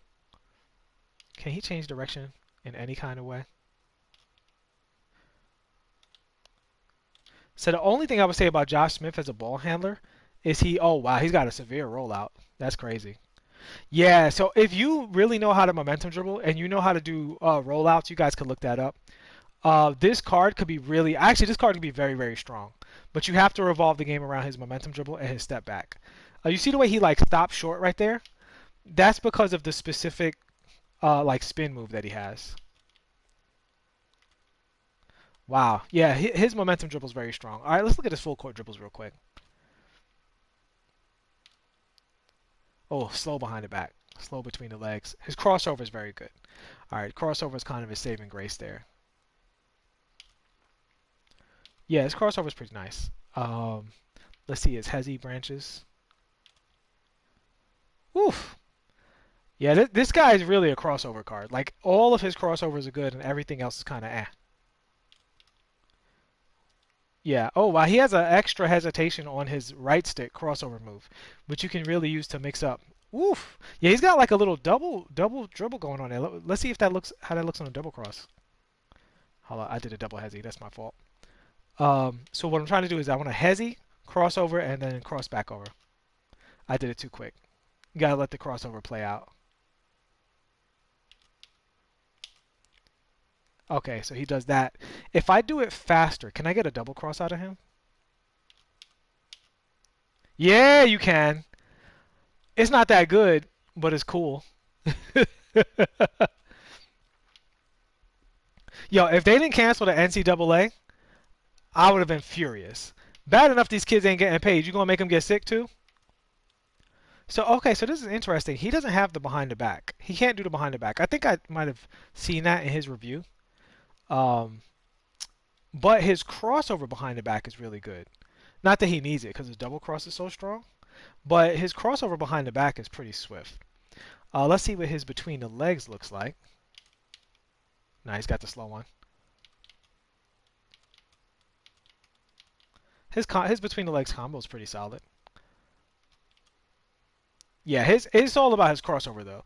Honestly, with this card, I would do everything to set up his crossover. Like his crossover is like a yank, and he's so big, and his dunks stats are so high. I could definitely see using that. How much is PZ going for? He's nice to use as a primary go-to type of guy. Let's see. I think PG's price is still pretty high. Although I've never gotten the PG card. So if he was in any way affordable for me, I would grab him. But then we need to sell some of these cards and get a 2 guard still. But I doubt I'll be able to afford him. He's probably still out of my price range. Let's see what Paul George is going for.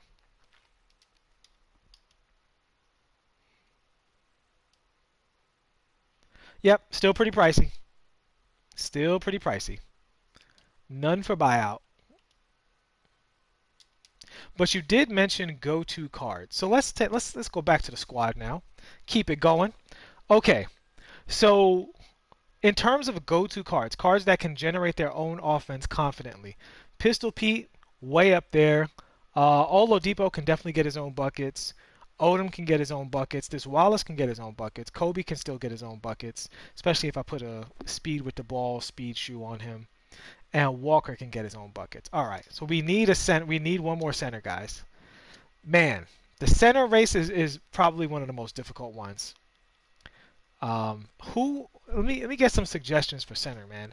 Who's a good budget center that's really out there like that?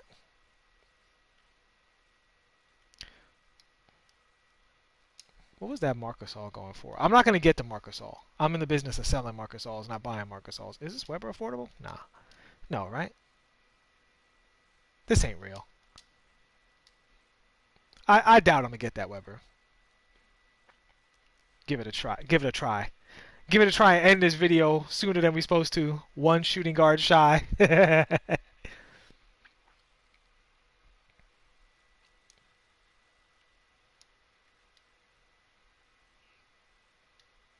Actually, with 12K, that's actually the perfect amount. If I'm left with 12K, if I win this bid, yeah, I think he might still. No, he wasn't a buyout. I just checked him for buyout. He wasn't buyout. If for some strange reason I win this Chris Webber card, we're gonna get Lance, and that's gonna be our squad. We're gonna be squatted up. The only thing I would not like about this squad is I would like to have a better 2 guard. Do I like Z? Smiles. Yeah, I do like Z. The two things I would say about Z is I haven't played much 5v5 with Z, so I have to see how he feels defending the pick and roll. Love his shot. Love his overall offensive capability. Love his interior D. Love his size. So I'm a fan of Z. But I have Z on my main account. I tried to stay away from cards that I either have or frequently use on my main account. And so far I've done a pretty good job of that. Even though I have Oladipo, I had Oladipo. I sold him. Never really used him. I don't have Odom. Don't have Josh Smith. Don't have Kobe. I do have Gerald Wallace, but he's not in my main rotation. I do have Walker, but he's not evoed. I do have Aldridge, but I haven't really used him yet. And I don't have Pistol Pete. So one SG away sounds like the prime OKC Thunder. That's cold, man. All right, so we got Chris Webber. Boom, boom. All right. So let's add Chris Webber to the squad. Take him out. Take out Big Shaq here. As C-Web, apply a contract so we don't see that ugly contract sign. We have 5 diamond contracts on this account. Wow. So the funny thing is with the diamond contracts, if I wanted to sell these cards back, I would make a pretty hefty profit. Okay, so we only have 2,000 left. And we still need a 2 guard. Or a 1. We need either a backup 1 or a 2 guard. So we're going to have to sell that Josh Smith back. That's 100. We got to sell him back because he's taking up my 2 guard money right now. So we got to trade him out. Replace player, bring Ben back in. And we saw that Donovan Mitchell. He ain't getting no burn. So he doesn't even exist. I might go quick sell him right now. In fact, I don't think he sells for anything. Diamond, let's see. Donovan. Because everybody should have that card, right? Let's see, maximum buyout. About 2,000. Okay, no. No. If that card sells for a decent price, enough for me to grab Lance, then I'll definitely do that. Okay, so that card sells for 5K for some reason. We got to get him up out of here. We got to get him up out of here.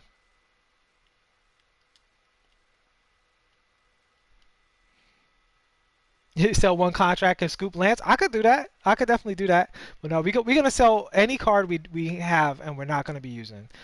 Josh Smith is cool. I'm gonna be 100 with you. I would probably rather just play Ruby Jeff Green over Josh Smith, because I like Jeff Green's animations a bit more. And they're both very similar cards. Like they're so similar. Josh Smith might like his shot a little better, but I would probably do that. Okay, and Donovan Mitchell. Let's see how quick we can get rid of these cards. So I'm going to take a L on Smith just to keep the video going.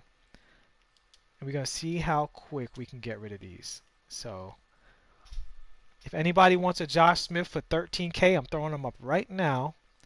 Throwing him up for 13.5. I bought him for 15. I'll take the little hit just for the entertainment value of showing him to you guys. Boom. Severely undercut. Should get rid of him no problem. And we're going to get rid of Donovan, who was, again, never going to play a single second for me ever. Although the other Donovan Mitchell card is still very good. He's a little short, but I ain't mad at him. Should take this L. Should you sell Diamond Kobe? I mean, if you have Diamond Kobe, you're going to fetch a pretty good price for where he is in the meta. My thing, this is just me personally. This is not saying anybody else has to be this way. This is literally just my personal view of it. I'm not looking to trade on Kobe Bryant's name, even in a video game for like video game currency, because it's still related to like real life currency. So for me, I'm just like, I'm not selling the Kobe card because I don't like the feeling of I'm going to get this much for Kobe because people are sad about the fact that he's dead, so they're going to overpay. I don't, bad vibrations. Bad vibrations for me with that. So I'm keeping Kobe. Now, that having been said, if you are keeping Kobe, the question would be, do you just stick him in your collection or do you play him? I think Kobe is still very much a playable card. And just to re-review why, he has some of the best animations in the game across the board, both ball handling and shooting.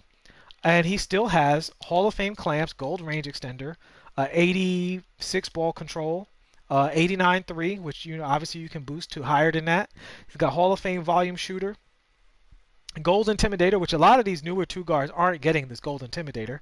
Gold interceptor. He's got acrobat, gold contact. This card is still a modern card. He's just at the closer to the bottom of the top, but he's not irrelevant. He's definitely not irrelevant. That's ridiculous. If people out here playing Drazen Petrovic, you could play Kobe. Like Drazen's a great shooter, but I don't think he's a better overall card than Kobe. Kobe has better animations. He's still a very good shooter. He's a much better dunker and a much better defender, and he's bigger, right? So yeah, the Ruby Jeff Green is definitely better than some PDs, man. And honestly, if this was a build the best budget squad video, I would have definitely picked up the Ruby Jeff Green. I have Ruby Jeff Green on my other account. I play Ruby Jeff Green. I will continue to play Ruby Jeff Green. So I didn't want to focus on Ruby Jeff Green for this video. It was kind of the same thing with Lance. Like, when you say we're going to build a squad and we have this much of a budget, Lance is like literally the first name that comes up. So I didn't want to like go all in on the Lance thing. Even though obviously I've made you on this channel, you guys can find a video of me singing the praises of Lance. So it's not like, it's not like I'm anti-Lance in any way. And we need somebody to buy them cards so we can keep it moving. But actually, we need to do some shopping. All right, so with the two guards, we're going to see what we can afford, first and foremost, right? So let's go to the... is Lance the only good two-guard amethyst? Let me see. Man, if I had any MT, I'd grab this right now.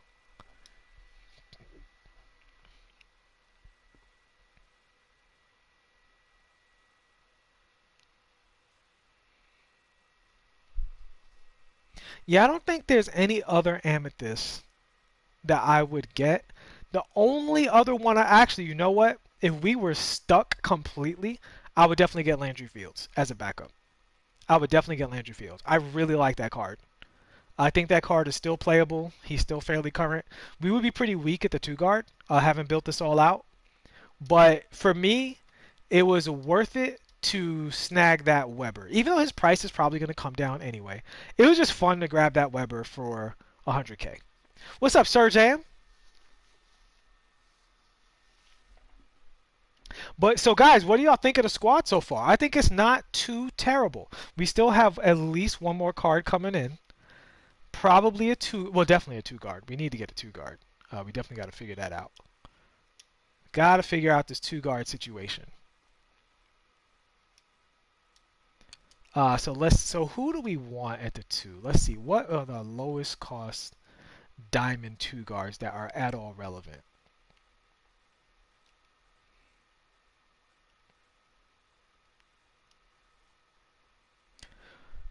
So who is relevant at the two?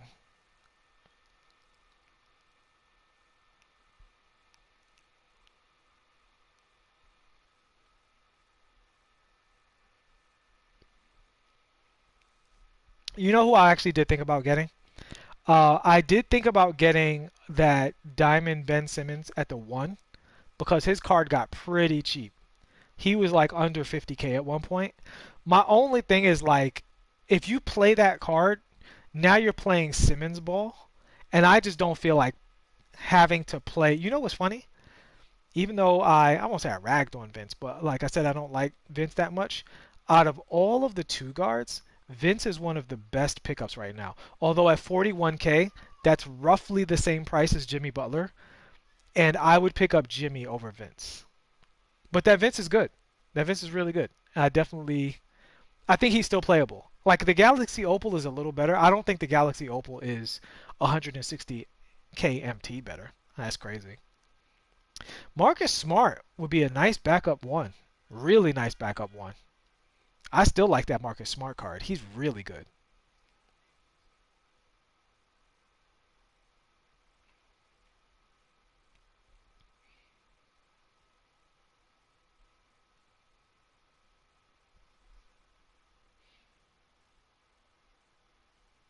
What's up, Scotty Pippen? Yeah, it's funny. I was just watching a video with Pip. Oh man, this Jalen Brown is pretty cheap too. Wow. He doesn't have range extender, but he's almost a really good card. I was just watching this video with Scotty. It was the Allen Iverson video after Allen Iverson the game where he crossed up Jordan. I think he scored 37. Jordan scored 23. And after the game, Pippen and Jordan was doing interviews, and Pippen was talking about he's like, yeah, he's really quick. He's got a really great crossover. They let him carry the ball kind of high. You know what I mean? It's the funny thing about it to me is I was just having this debate with RCA the Great. He was talking on Twitter about Pat Beverly. Um, so the real question was like, is Pat Beverly full of it? Is he completely just like on the cover of Cap magazine with what he said about LeBron? What y'all think about that, chat? He said LeBron is not a challenge to guard after LeBron lit him up. Now we all know obviously it's not true. So RCA the Great was saying like, when you in a competitive mindset, it's okay to be full of it. Is basically what he was saying. And I'm like, to a degree. Like my thing is, if you believe it, I'm fine with you saying anything. And I'm fine with people being delusional about their own abilities because sometimes that's what you need to get to the next level. You know what I'm saying? Sometimes you need to deny all limitations that other people put on you and even that you put on yourself in order to go beyond what's expected or understood. But I don't believe that Pat Beverly thinks that that's true. I don't believe that Pat Beverly honestly thinks that there's no challenge in guarding LeBron James. I think he wakes up and he does his prep. You know what I'm saying? He goes to his coaches. They look at film. They have long talks. He gets the help of his teammates. So for you to say that there's no challenge, to me that's like beyond what I would consider Okay, somebody sold. Yeah, Mitchell sold. Cool, cool. For me, that's beyond what I would consider like just talking crap or being competitive. The reason I bring up that Jordan video is because Jordan just lost to this rookie with the worst crossover he's received. At least when we were watching that, because I was watching that game like on TV when that happened, and the talk at the time was nobody had ever crossed over Mike like that. Now clearly Mike has been crossed before, but isolation ankle breaker from the hot new rookie. He's way shorter than you, and he crossed you up twice in a row. That was by far the worst crossover Michael Jordan had ever received. That was the first time we really saw his ankles get took with no screen involved, not on a quick switch. It was like literally a ISO, time froze, and AI just took Mike's lunch. So for that situation, for Michael Jordan, the most competitive man in the history of men, to be like, this guy's super quick, all credit to him. His crossover, he just went into the science of it. He was like, he keeps the ball really low in his crossover, so blasey, blasey, blah. If Michael Jordan could give Allen Iverson credit after losing a game and getting yanked up, Pat Beverly could give LeBron credit after just getting completely destroyed by him and not even being in the same weight class physically, stature wise, or ability wise. That was my thing. It's like there's a difference between talking crap, competitive talk, and just lying through your teeth. I think that qualified as a lie. I don't even think he believed that. I don't even think he believed that. Alan asks, how about Walt Frazier? So listen, I got a lot of use out of the Walt Frazier card. I like Walt Frazier, but for my uses, I'm not having anyone on the squad who does not have range extender. Well, really, who doesn't have range extender? I'm not playing anybody without range extender. So at the first four positions, in the first four, you need range extender. And aside from this placeholder Ben Simmons that we have right now, I have obeyed that rule. And actually, Chris Webber can play the four as well. So if I needed Webber to play the four, he would break the rule. But so far right now, my first four all got range extender.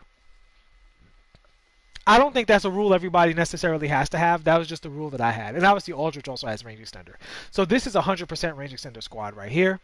And this is a, 4 out of 5, 80% range extender squad right here.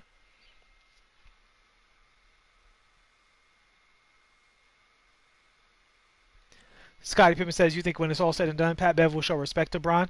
Yeah, I mean, maybe, maybe. But my thing is just like, at that moment, because Pat Beverly has shown respect. There we go. Josh finally sold.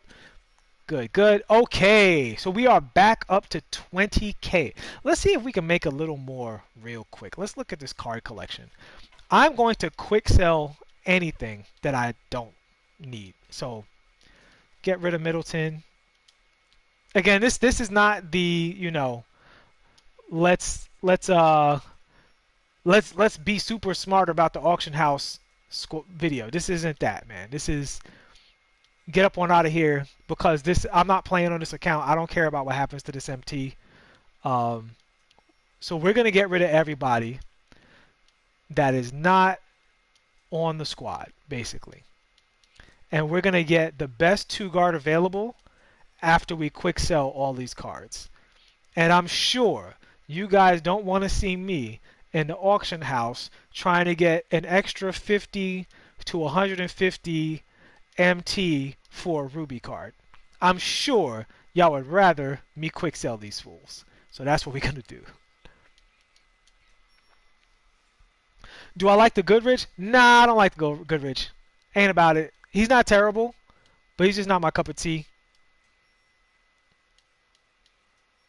Doesn't he not have range extender? I don't believe in not having range extender at this point in the meta. I don't think you have to, but you should. Who's left? Who's this? Oh. All right. So we have almost no current NBA cards. And again, for everybody pulling their hair out like, oh man, you could sell that card for 950. I don't care. Like, I do that on my main account. Actually, because he's a silver, I will send him to the auctions. Um, I will get rid of him. Let's see if we can get rid of him for 950. Catch somebody on the silver snipe filter. Because we're back up to 31K. Yeah, Star Jam, I agree. I agree with the Gail Goodrich like having a big green window, but there's a lot of cards with a big green window, man. There's a lot. All right, so now we are back in the money. We are ready. We are at 31K already. We're just about able to pick up either Jimmy or another best you can get shooting guard at that price. And I'm really curious to see who's at that price. So we're going to go to the pink diamond filter in a moment. But first we're going to get rid of the rest of these cards. All right, let's see if I can get rid of him for... I'm going to try and get rid of both of these for a really cheap price. All of these. Ooh, hold on to that Simmons. He might actually be worth something. He might not be, but he might be. I'm a little mad that Simmons can't play point guard because that's literally just 2K being like, yeah, we don't want to let y'all let him play point guard. We don't want to do that. Okay, so if you were trying to make good MT, you would go into the auction house and see what all of these cards are worth. But if you're trying to make quick MT and you're making a profit, 950 will get me a profit on all of these. I don't care about everybody else's profit. I just care about my profit. You know what I mean?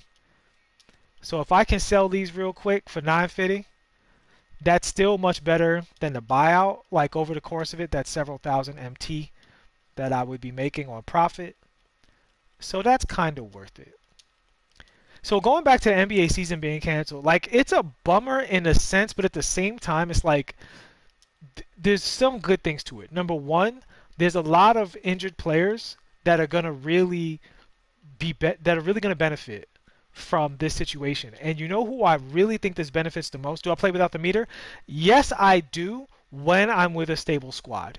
Because I've been creating content, my squad has had a lot of instability because I'm constantly getting new cards for review.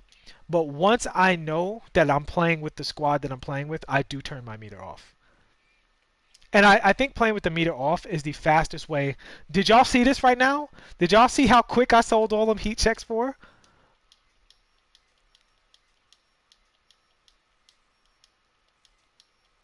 Y'all thought it was over.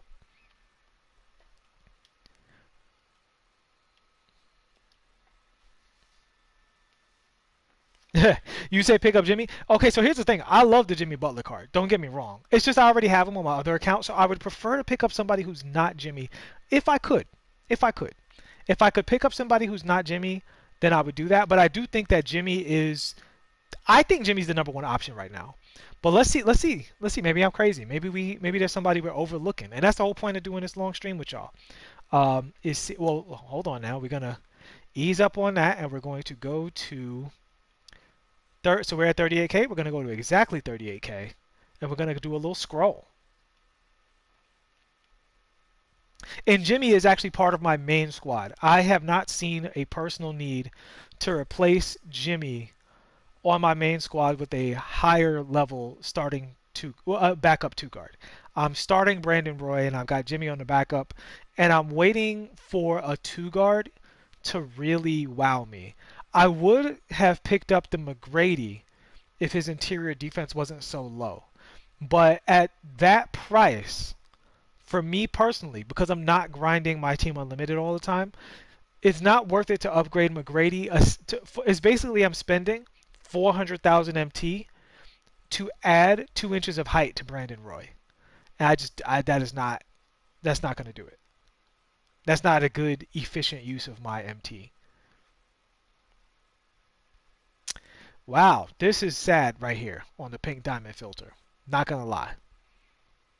Oh, this Eric Gordon is really well. He's 6'4". He's got a 94 3 ball, an 86 ball handle, a 70 driving dunk, 84 perimeter D, 92 speed. He can play the backup one if I need him to. 87 lateral quickness. Get out of here with that. 87 lateral quickness at 6'4". Do you know what point in the meta we are, homie? With your 87. You with the two braids.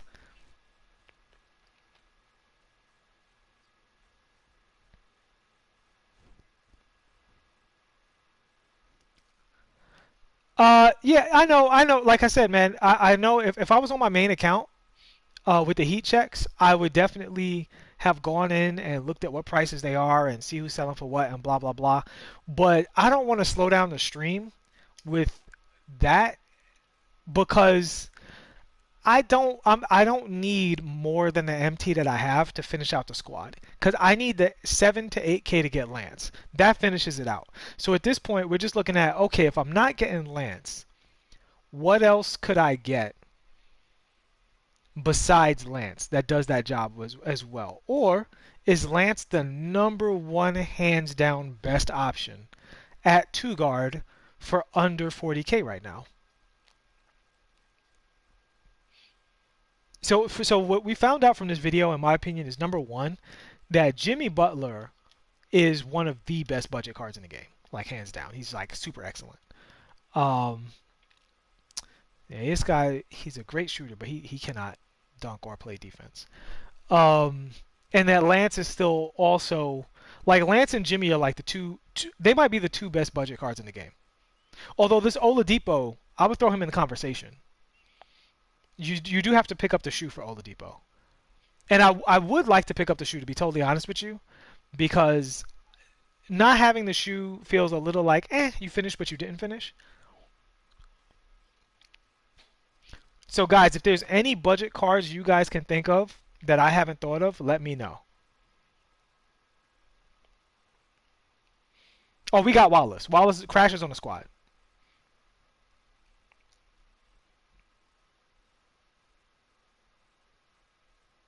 But yeah, so what I was gonna say was, I think that the well, not the lockout, but the suspension heavily favors the Clippers out of everybody. Heavily favors the Clippers because Paul George Paul George and Kawhi are both still in recovery. They're both still not 100%. They're both still like, how, the team doctors are checking in with them every day. How do you feel? Blah blah blah. More so than a regular player, right? So now Paul George and Kawhi are probably going to play the playoffs at full health. Looking at the way those guys were moving, looking at how much they were playing, I was definitely of the mind of like, those two aren't right. So, you know what I'm saying? Like, this Shea, okay, hold on now. He doesn't have range extender. Nah, I'm not going to do it. I'm not going to do it. You could do better than that from a price standpoint. Um, this like those guys weren't 100% yet, and I felt like the wear and tear of the playoffs could make them even less than whatever percentage they're at. But now this might be the recovery that they need to be at full strength, in which case that is the best team in the league. It also helps Houston because Eric Gordon is also not right. Now show the team. Yeah, this is the team that we bought so far. We just got that on auction. Let's see here. So this is the team so far. I got some really nice pickups that I'm absolutely happy with. So we picked up Weber, Pete Maravich. That wasn't this video. That was in a previous video, but we picked up Pete Maravich. Everybody else was pretty much new. We got Wallace, Walker, Aldridge, and we pulled Oladipo from PAX. And we also pulled Diamond Walker from the token market, which we then sold for 7 or 8K and traded up to get this Walker. So I could still use a better center. I'm going to bring back Amethyst Shaq to fill out the lineup, because on this lineup he now is back in the role that he's supposed to be in. So I got a guy who can defend the pick and roll and isolate in Weber and shoot. I got 2 knockdown shooters at the 5 with Lopez and Aldridge, and I've got a bruiser with Shaq. So now we just need that backup 2 guard to fill us out. Average human life. When am I going to play online? I'm going to focus much more on online play as this season starts to wrap up for my team, like now that everything's turning to opals and there's going to be like less card reviews, I'm going to move more towards a gameplay direction, and also as my real life job eases up on its schedule. You guys might notice I've been mostly doing card streams and nothing else because that's what I've had time for.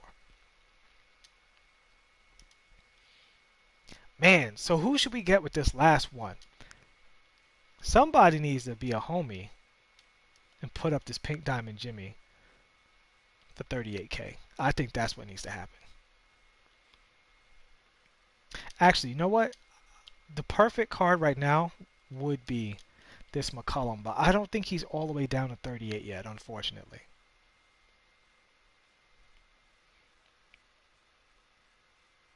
Oh, you said Granger? Yeah, how much is Granger going for? That is a good suggestion. How much is he going for?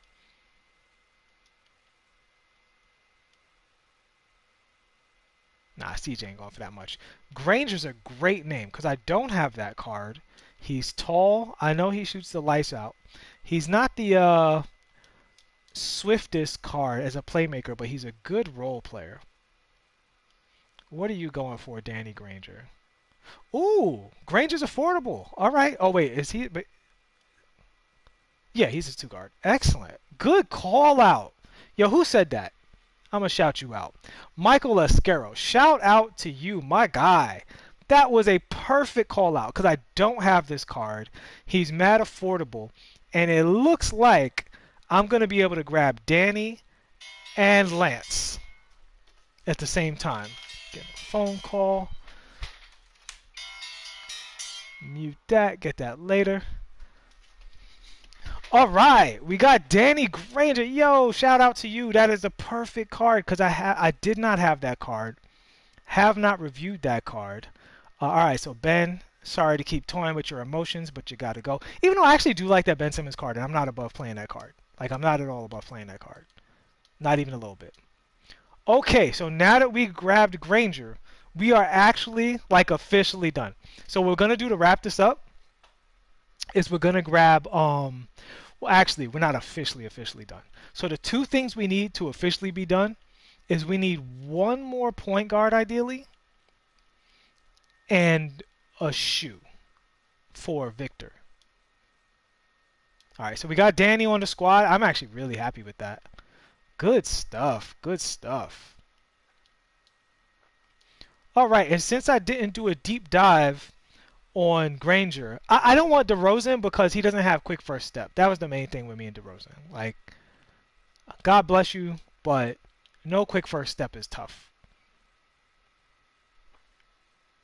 Yeah, that 20K for Danny Granger. So Danny Granger, I'm going to go ahead and put Danny way up there with these, like, you know. In fact, I'm going to, sorry, Cole, I love you, but having that extra height there, and I would actually, you know what? I would actually start Ben here. I would start Ben here, and I would play Ben Ball in the starting lineup and alternate between Ben Ball and Pete Ball and do that. Or I could also start C-Web, but I prefer to have a little more size than that. Yeah, this is a dub. Okay, so now if I was really going to like totally round out this lineup, what would I need to do to completely round it out? Okay, so we need 1 more point guard. So now we know there's a lot of really good cheap point guards. So let's see what we're dealing with here. So first let's look at the diamonds. So we already saw that Michael Ray Richardson up there.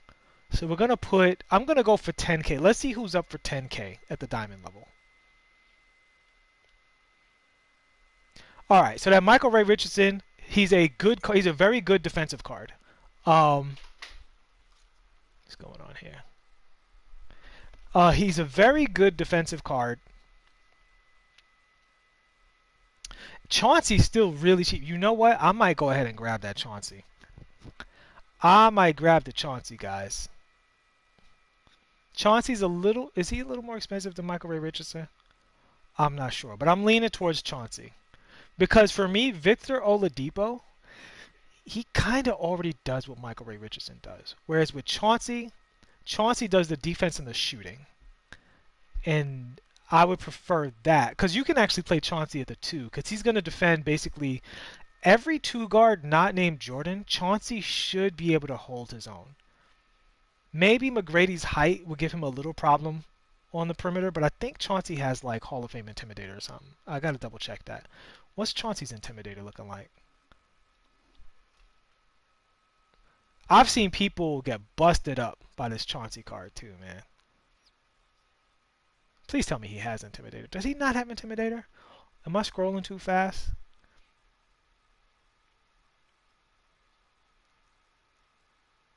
Interceptor. Huh. No Intimidator for Chauncey. That's a little surprising. What's his perimeter defense? Is that why people be missing? Yeah, he's got a 97 perimeter defense. That's why. That's why it feels like he has Intimidator, because he has a 97 perimeter defense. So Lonzo, what's Lonzo going for? Lonzo would also be a good pick. In fact, Lonzo might be. Let me see what Lonzo's going for. What you going for, Lonzo Ball? He would actually be the perfect guard.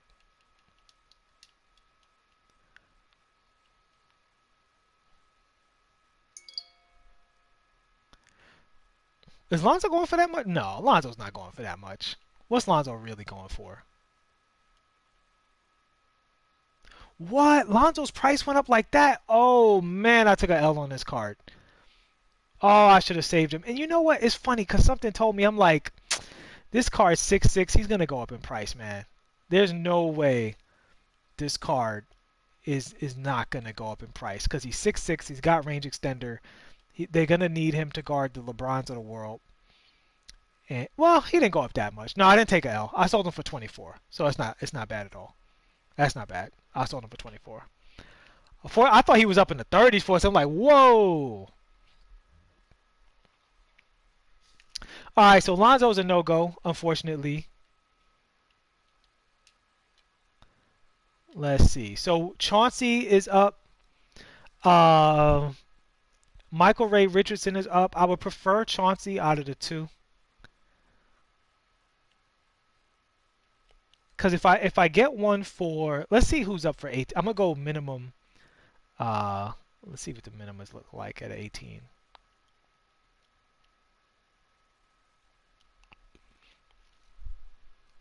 Look at people trying to get rid of this John Wall. You wish. All right, what does Chauncey go for? Because if Chauncey's still super cheap, I might be able to pick up him and Lance. Even though I would still like to get the shoe for Oladipo. All right, so we got Chauncey for 7. Add to collection. Let's go.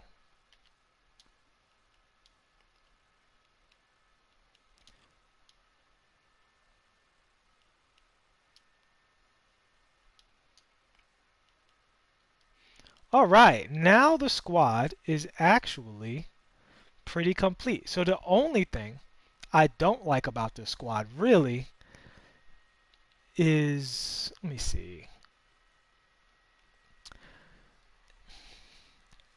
The one player, if I was going to take one player and add them to the squad to make it like legit, it would be Bam Adebayo.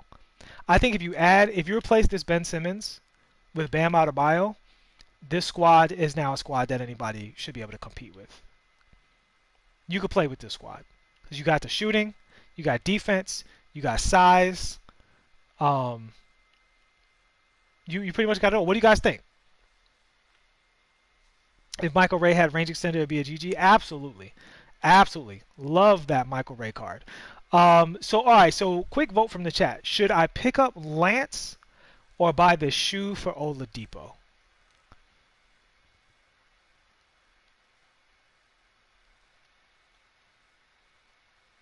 The Diamond Chris Paul doesn't have range extender and he can't dunk. I don't believe in that at this point in the meta.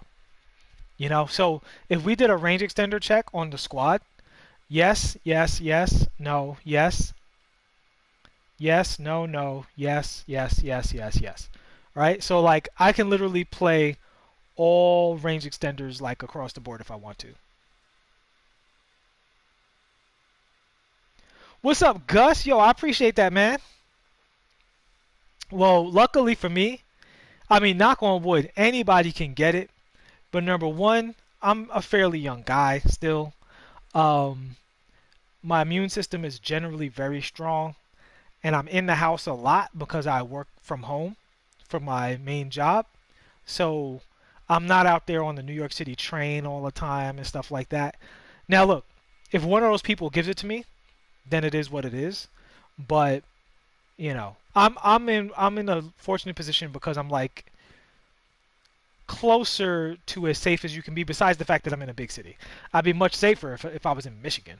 But being a New Yorker, I'm in a pretty solid spot.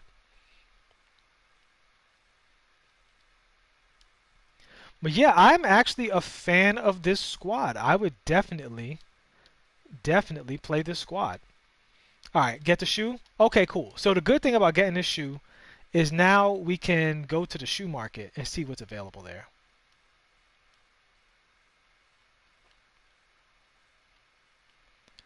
All right.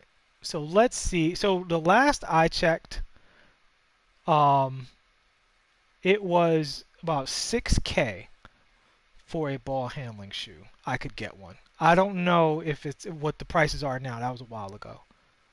Prices could be all over the place. So we're gonna check 6K first for educational purposes. Okay, there we go. 5K for a ball handling shoe. So before we do that, let's try and go a little lower. How's Granger's release? Oh, we're going to do a deep dive on Granger because we didn't do one on that card before. So I'm going to take him into the practice joint real soon. But for now, we're going to finish up with these budget shoes. See, there we go. 4,500. That's a good price. All right, so let's go a little lower. Let's see how low we can go with this shoe.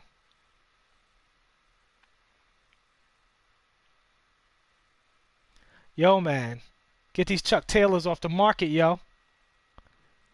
Trying to conduct some business here. All right. Wow, look at that bid. All right, so we're going to put the brand up here for Jordan. See if we can narrow it down some. All right, there we go. Boom. So for 4K, we got some ball handling for Oladipo. We're going to put that on him right now.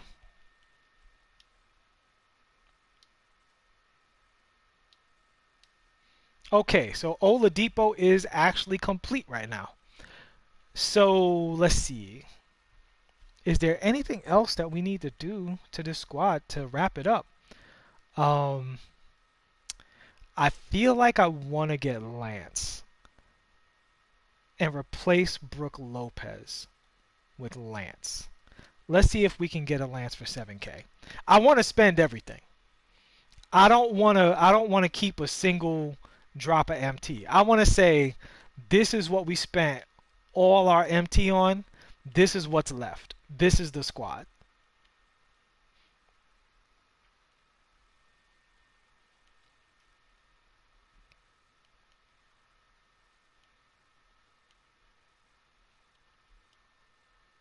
Oh, okay. Lance is coming back down to sanity. I told y'all he was gonna come down because I knew he was gonna start coming out on packs, man. I knew he wasn't gonna hold in no 7 8K. All right, he's a little overpriced. I honestly, like I said, if I was about it, I would be sniping. This is all alternate account behavior y'all seen. I don't condone. Did I? Oh, I didn't buy him. Let's try that again. My bad. I do not condone the behavior you've seen here with like not quick selling, but throwing all your heat checks up for 950. You should definitely get your best value for everything. But look, that would make for a much worse video. I mean, nickel and diamond every card in my collection to keep boosting the MT. The point wasn't to get the most MT possible. The point was to say, hey, if you just basically sold everything kind of quick, and not sold it, but if I sold everything pretty quick, wound up with about 250K MT from all of the other transactions. Like you could say, it probably got up to about 275. Um, and this is the squad we wound up with, and I'm actually pretty happy with that so far. I'm pretty happy with this. What do y'all think? Let me know in the chat how y'all feel about what we did today.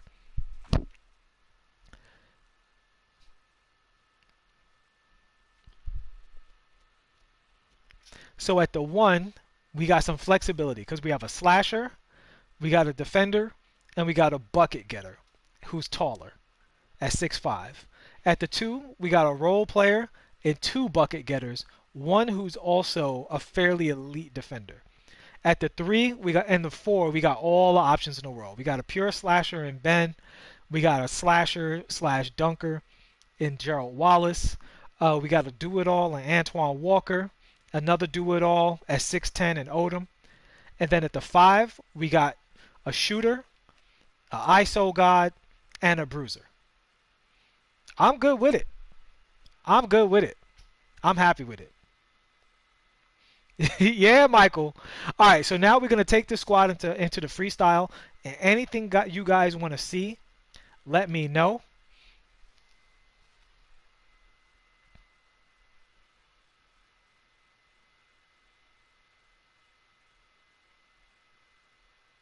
So we wanted to take a look at Danny Granger. We haven't done a deep dive on Danny Granger on this channel, so we're gonna do that right now.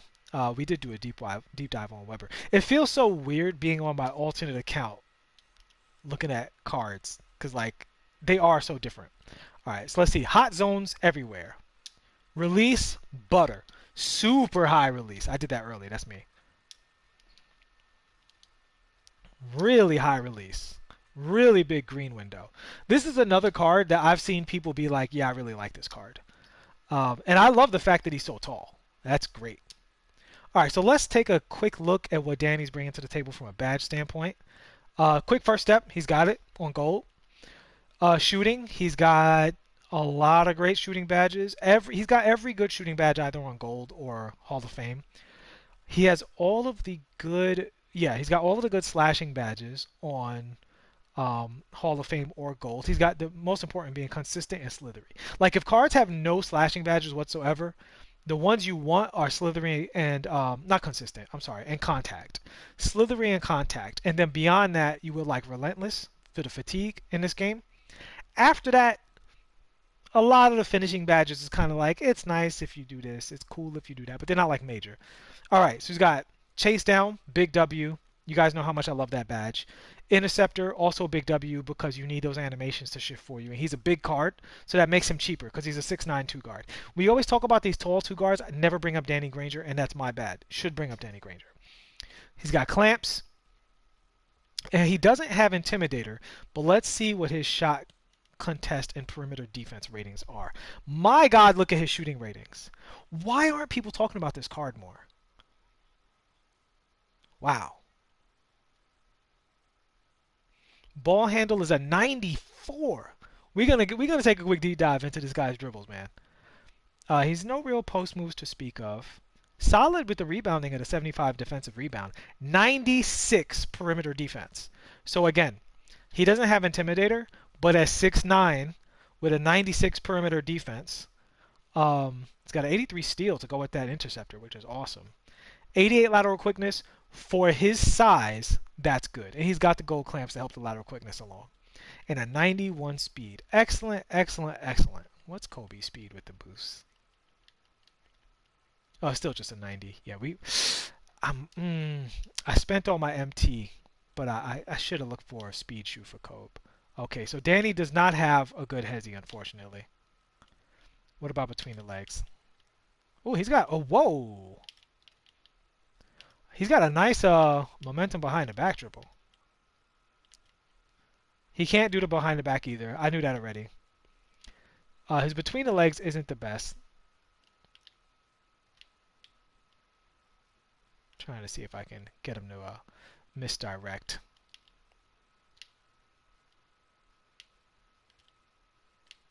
There we go. So his misdirection's okay. Yeah, that's pretty solid. That's pretty solid for a miss. Whoa, look at that dunk. Get up, Danny.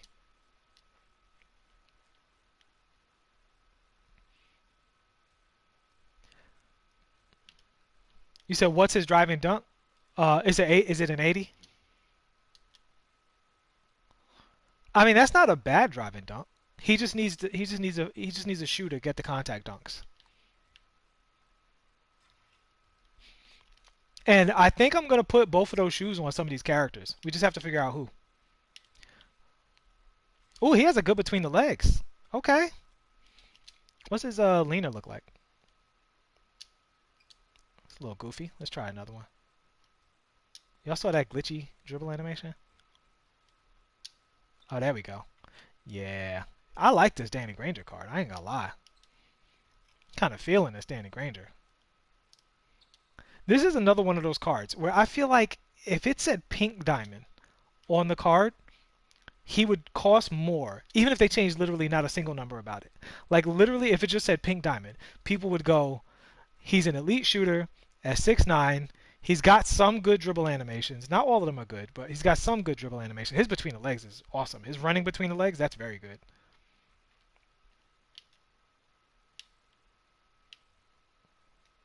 Yeah, he's got some sick dunk animations. Oh man. I tell you what, guys. I said I wouldn't really play much on this account, but I'm so happy with what we did. Like, this might all be irrelevant if they release like some stupidity tomorrow where Galaxy Opal everything tanks the market.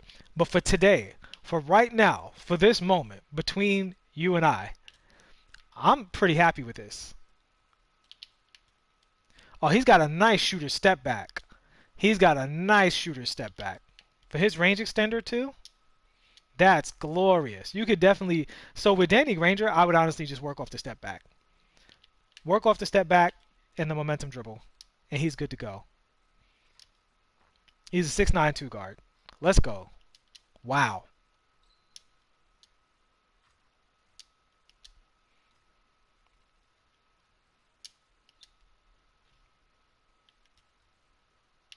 So something I didn't talk about, like in terms of building the squad, if I was just building this squad, um, and this was my main account, I would ask the question, should I Evo Jeremy Lin and Kareem Abdul-Jabbar? And the answer to both of those is really kind of a maybe. The Kareem Evo is a little long and a little tough. The Jeremy Lin Evo is really easy. I don't think that Jeremy Lin is at this point still what I would consider a good card. I think he's an okay card. He's a little better than okay. He's like between okay and good. He's definitely usable. He's got a lot of great badges, a really great shot, some really great dribbles.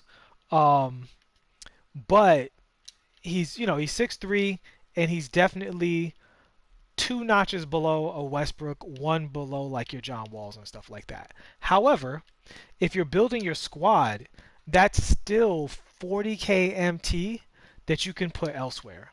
That's the main thing. It's like he saves you 40k MT, and he should still perform just fine for you in a backup point guard capacity. He's a good slasher. He's a great shooter. He's got good handles. He's not a liability on defense by any stretch. As far as any 6'3s go, he's got Intimidator. He's got Hall of Fame clamps.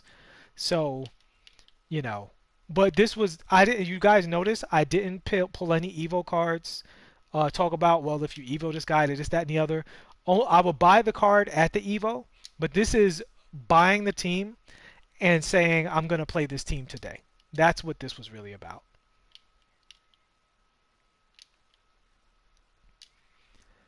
All right, so that is gonna, guys. That's pretty much gonna wrap it up. Yeah, Kenya. I do like the Kenya. I still like the Kenya card. He's fun. I think he's a little outdated, which disappoints me because it reminds me of the Bruce Bowen card. I don't think your power forward should need to have 86 ball control. I think if a power forward can hit the three, rebound, defend, and like catch oops, you should say that's a really good card. You shouldn't have to say, oh, but he can't speed boost, so I'm gonna get this guy. That's unfortunate that we're at that place where every card has to have everything. I think the game is a little more fun when you do have cards that can serve better as role players. And at this point, the playmakers are the majority and the role players are the minority. So, it just kind of is what it is. I know that's like the nature of my team.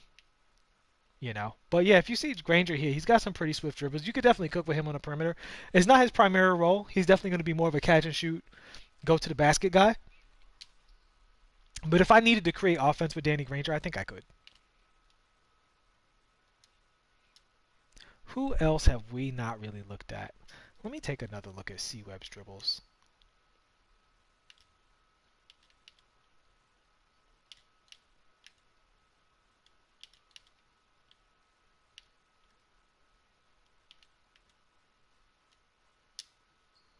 C-Web has such a good shot. Such a good shot.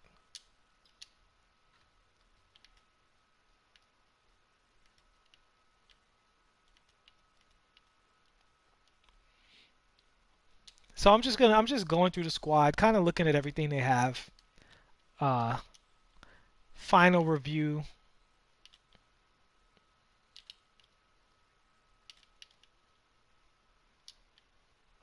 I think Pistol Pete and Kobe might be the only ones. No, Kobe doesn't have the killer cross, but Kobe has a bunch of other stuff.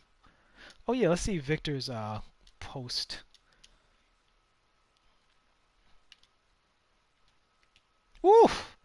Yo, Victor's his momentum is ridiculous. Oh my god. This card is one of the best budget cards in the game. So we actually have found out some really nice stuff today about certain budget cards. So like this Oladipo is super low price and the shoe is low price. So his price is plus 4K, right? Whatever his price is on the market, you can say plus 4K. Um, but I think Victor Oladipo is still worth the price, particularly a backup point guard. Yeah, he doesn't have playmaking badges, but 90% of your lineup has a 99 three ball at this point anyway, right? So if you can sacrifice the playmaking badges and just take the fantastic dribbles, the fantastic what do you call it? Um, Dunking animations, the great shot release, you'll be okay. You know what I mean? This card is outstanding. You know what he really kind of is? He's like a budget Westbrook without the playmaking badges. But okay, so I got some questions in the chat. Take this L. How do you dribble? What dribbles do you want to know? Do you guys want a quick dribble tutorial since we all just kind of hanging out? Let me know. I'll be happy to do that if you guys wanted to know certain dribbles. 'Cause like I said, this was going to be kind of a chill stream where we hang out and talk and all that other stuff. We built a squad. I'm really happy with it. All right, so we'll do a dribble tutorial. Let me see. So we'll do it with Pistol Pete because he's the best dribbler on my team and one of the best dribblers in the game. All right, so I'm gonna go through everything. I'm not gonna take super long with it. I do have some videos on this channel for some dribbles. So if you guys need like a review of certain things, just ask questions in the chat. If you're having trouble with something, feel free to ask me a question about it. I'll be happy to go through it. So, okay, so everybody first wants to know about the momentum dribble. The momentum dribble is fairly simple. So what you're gonna do is first you're gonna hold turbo, and then you're gonna press your right stick to the off ball hand, which if you do nothing else will give you this dribble. So when you start practicing the momentum dribble, first just do this dribble. This is based off of a concept about dribbling in 2K, which is you activate one dribble, but you cancel that dribble to activate another dribble, right? So you're actually activating this dribble, but you're canceling it to activate this dribble, right? So this is the dribble you're doing, and the question is, how are you canceling it? You're doing it by before this dribble has a chance to execute, you're tapping left stick towards the opposite shoulder. Some people tap left stick like completely to the right. You will get bad dribbles if you do that, and it will not work if you go forward. But say if the ball is in your left hand, you're holding right trigger, you're pressing to the off ball hand with the right stick, and before that animation completes, you're turning your left stick towards 2 o'clock. 1 or 2 o'clock will be fine. And that will give you the momentum dribble. All right? So, and to stack your momentum dribbles, you just continue to hold right trigger. You do the left stick in the right stick in the opposite direction, and the left stick in the opposite direction, going by the same rules. So the momentum, right stick, then left stick in the rhythm of like 1, 2. It's not super fast, just 1, 2. You have a few frames to do it. And then if you want to chain it, you're just going to 1, 2, 1, 2, back and forth. And when you're practicing the back and forth, what you're doing is you're just mastering mostly your left stick and your timings. Right? So that's that dribble. That's the momentum dribble. The next dribble that people have a lot of struggle with is the behind the back, which is still a good dribble, right? So that's this move right here. It follows the same exact rules as the momentum dribble. You're holding right trigger and you're going between the legs to the off ball hand. So instead of going to the right, like so, you're just going between the legs, like so, at an angle. So in other words, if I'm holding right trigger, the ball's in my right hand, my right stick is going to 7 or 8 o'clock, right? Now, I'm interrupting that with the exact same thing I interrupted the momentum with, which is, in this case, with the ball in my right hand, 11 o'clock on the left stick. Now, it's important to know, so before we can go forward, we got to review some things about these dribbles that you need to know. So if I do the momentum dribble and I tap left stick instead of holding it, I get this. This is not a dribble. So far as I know, you almost never want that dribble. So you almost never want to tap left stick when doing this because that dribble doesn't get you anywhere and it's a very high turnover dribble. All right? However, there's more to it. So if I press left stick and then release it, not tap it, but press and release, you get this. Okay, this is important because if you do this over a screen, as soon as he starts to go into that dribble, you can pull up and shoot. And you will cancel all shooting animations. I mean, you will cancel all dribble animations into the shot. You see how quick he went up? It's the same thing as doing the hezzy pull-up. As soon as he starts to go into that little stop dribble, I tapped it. As soon as he starts to go into this little stop dribble, you can pull up. So that's another thing to practice. Another thing is when you hold the left stick. So this is something that becomes a little more complicated. So if I hold the left stick at 1 or 2 o'clock, this is what I get. I keep running. And you saw he got a little speed boost right there, right? Now, if you're still holding the left stick and turbo, all of your dribbles are going to be based off of that, right? So if I do that and I spin, he's going to spin in the other direction like so. If I do that and I snatch back, he's going to snatch back like that with me holding left stick, right? That's diagonal snatch back. And that's straight back snatch back. This is the hezzy out of that, right? So that right there is already a good move. So we're going to momentum, keep holding the stick, hezzy, and keep going. So that's a momentum hezzy combo.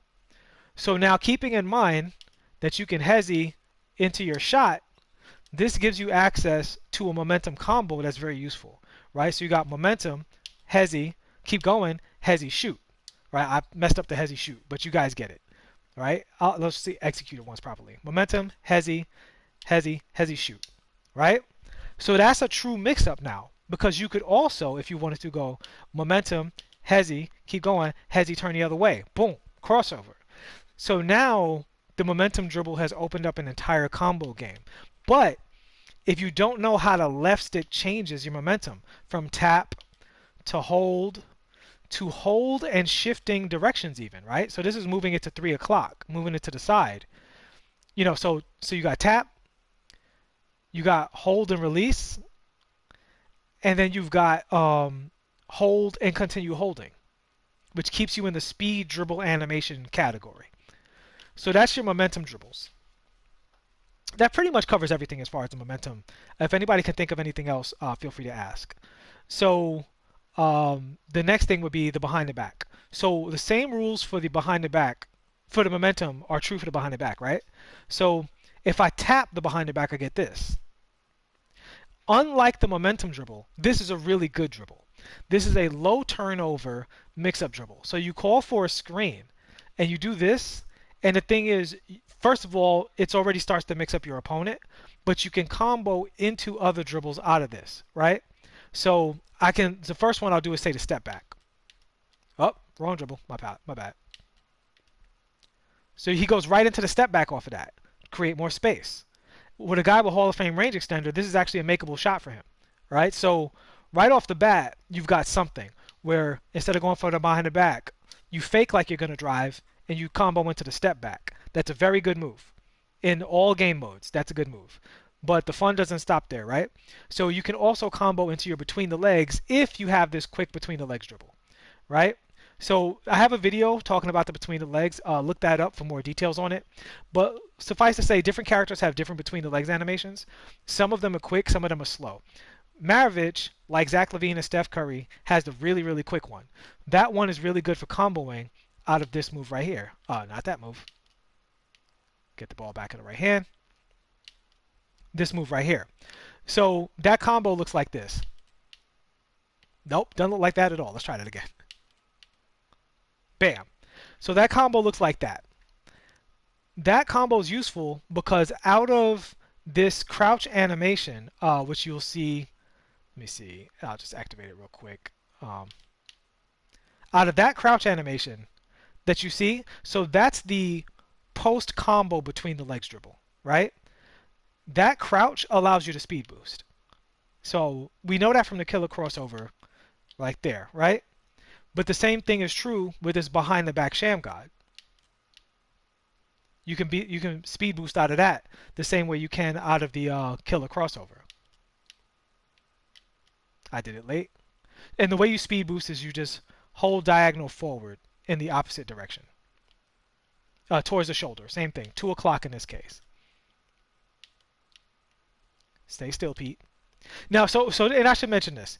If the player is not considered feet planted standing still, you're going to get bad dribbles. So part of being a good dribbler is learning how to plant your feet and when to start those dribbles. You know? You have to do that. And so part of that is creating space, which is another reason I focus so much on the step back. Because if you look, this step back plants his feet very quickly after creating space, which negates the steal attempt. Right? So if people are looking to just mush up against you and press steal, you can do anything and combo into this behind the back. And as soon as he settles his feet, you can open up these dribble packages, right? And you see launch right out of that. So if somebody's pressing steal, that's a quick and easy punish. All right, so back to the combo. So between the legs, and then you can just explode out of it. And Pete doesn't want to explode for me today. We're going to fix that. I don't know what direction I'm holding that he doesn't want to do it. Thank you. I wasn't holding forward enough. So there you go. So that's the killer crossover explosion. You know, same basic explosion as the killer crossover. And the same thing you get from this double cross as well. You saw how quickly he tried to explode out of that. I stopped him before he got too far. Same thing. So the double cross. This is a simple move that if you're looking to become a dribbler and you are struggling with your momentum and you're struggling with your behind the back, keep practicing those dribbles. But in the meantime, what you still have to get good at is the mentality of dribbling. And that's when to use these moves to exploit your opponent.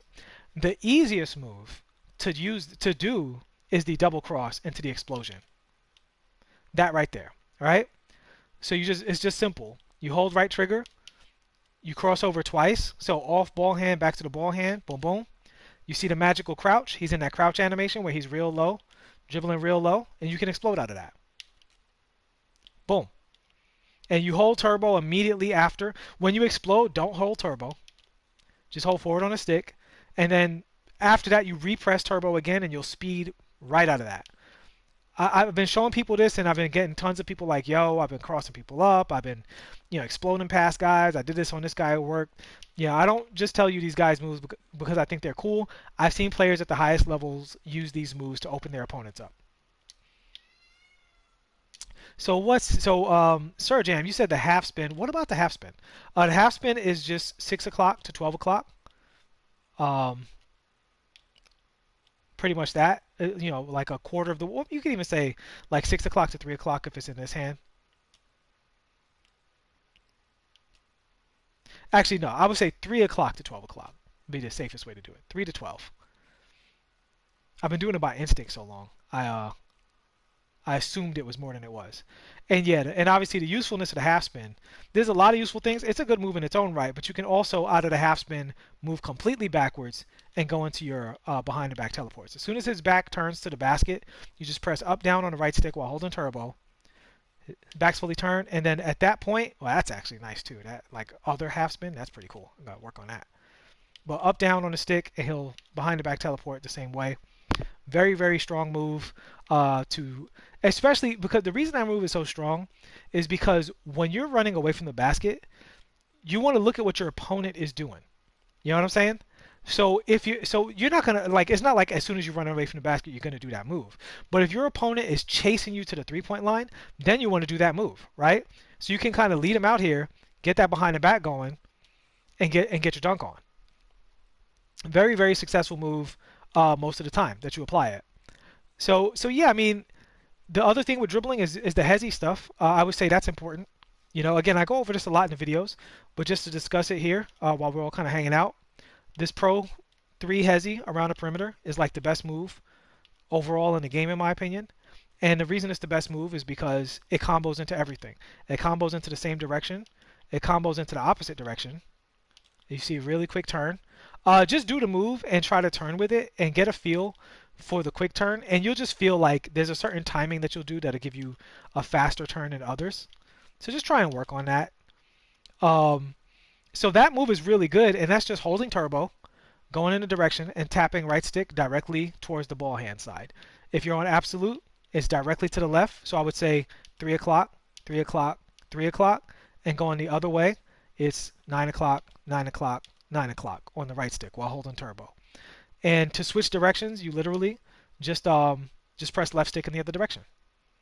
9 o'clock, left stick in the other direction. 9 o'clock, left stick in the other direction. And of course, you can hezzy into a step back, or you can hezzy into a drive, or you can hezzy, as we discussed multiple times on this channel, into a shot if you do it properly. I keep forgetting how fast Pete's is. Hezzy into a shot. So this hesitation dribble, like honestly, I love the dribble combos in this game. It's really fun for me to like be playing somebody and bop, bop, got you, oh, got you. Oh, coming the other way, hoo ha, hit me that hoo ha. Like that's all fun. Don't get me wrong. It's a lot of fun. But the number one most useful dribble is this joint right here. Like if you're really trying to take an ankle, 9 times out of 10 you're going to take an ankle doing that.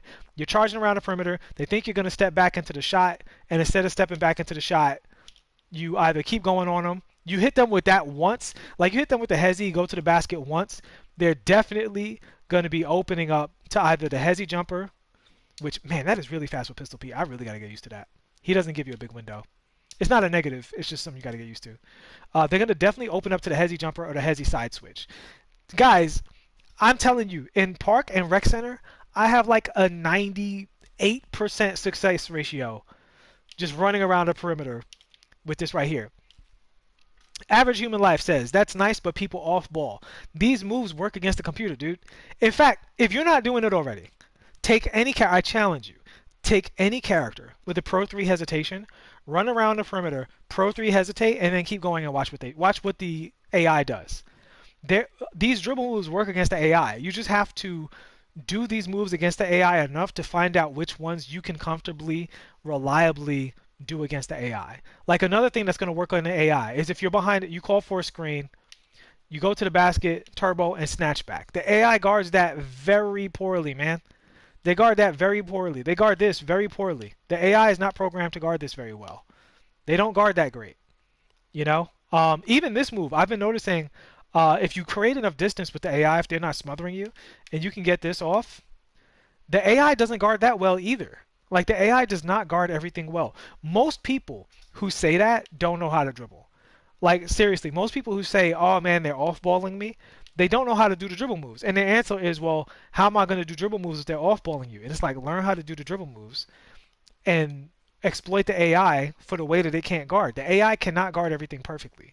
It is not programmed for perfect on-ball defense. Depending on the player you have, the way you play the game, your comfort level, different dribbles might provide you with a different regularity of like success. But I'm telling you right off the bat, the easiest one to do, which is the Pro 3 hezzy, that works against it. I have never in my entire time of playing this game seen this get stonewalled by the AI over and over. And the same thing goes for this other side switch, which I'll show you right now. So this side switch is if you press, I'm going to run to the right with the ball in my right hand, and then I'm going to press 5 o'clock and then 7 o'clock. I did it completely wrong. My hand slipped. I apologize. We'll do that again. Boom. This little glitchy dribble where the ball slips between your legs. I did it again. That right there, the AI don't like that at all. The only way the AI stops that dribble is if they're smothering you. But if you create space with that dribble, it totally works. You said they get torched with the teleport. They totally get torched with the teleport. They also get torched with the misdirection. So this right here, that the AI don't like that at all. They don't like that at all. When you go one way and then immediately go the other way, that that works on the AI all the time, man.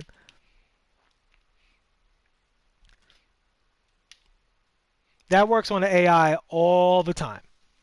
So learn the dribbles, try them out, and when you deal with off ballers, you'll if you really know how to dribble, you'll be prepared with all of these moves to exploit them. Because the AI is not a fan of that. I've seen and keep in mind, ankle breaker is still a badge in the game, and it definitely 100% works, and it works off of these moves. So this is why I praise ankle breaker so much, because a lot of times you'll do this animation. A lot of between the legs animations gives you ankle breakers. Like even just like say you were to just create some momentum and come down the court with this kind of thing, and then you between the legs like that, that'll create an ankle breaker a lot of times. Same thing, you're going down court like this, and you just between the legs like that, you'll get an ankle breaker, and you'll get a hezzy into a pull up off of that. And this happens all the time. And if you watch a lot of like popular MyTeam people, they don't do the between the legs as much as they do like crossovers and behind the backs. So, and that's why people will say stuff like LeBron has bad animations, because they're not using his good animations. They only use the same animations on every card. And I'm not saying this to dog on people. I'm saying this as an informational way for you to move further than what you hear. You know what I'm saying? Give you more options to explore, so that it's not just me telling you about stuff about the game. You can come back to me and be like, "Yo, Books, I found out about this," and I'll make a video being like, "Yo, so and so showed me this thing. I didn't know about this dribble that works so well." You know, I don't know everything about the game. I don't claim to know everything about the game, but I do know that the AI does not like guard and ball handlers if you know how to dribble. The ankle breaker still works. There's no anti-ankle breaker badge like there was in the last game. In the last game, I think it was called defensive stopper. I'm not sure. It was basically an anti-ankle breaker badge. That's not what clamps does. Clamps doesn't prevent you from getting your ankles broken. Clamps, Orlando Till, you keep bringing up this peekaboo. What are you talking about? What is the move? If you can tell me RCA's vid and give me like a timestamp, because I watched the vid and I know the move you're talking about. I just don't remember it being called the peekaboo. I just don't remember it being called the peekaboo. So you just have to tell me what it is. But yeah, what I was saying about ankle breaker, man, ankle breaker is still an effective badge that is going to work no matter what clamps level. I've gotten ankle breakers on people with Hall of Fame clamps in Rec, in Triple Threat Online, against the AI. You know what I'm saying? The way ankle breaker works, they buffed it severely. So the way ankle breaker works now is the moment they start moving in the wrong direction, you hit them with the ankle breaker animation, you have a chance of hitting them with a stun. And the more dribble moves you're comfortable with, the more you're going to be able to capitalize on that situation.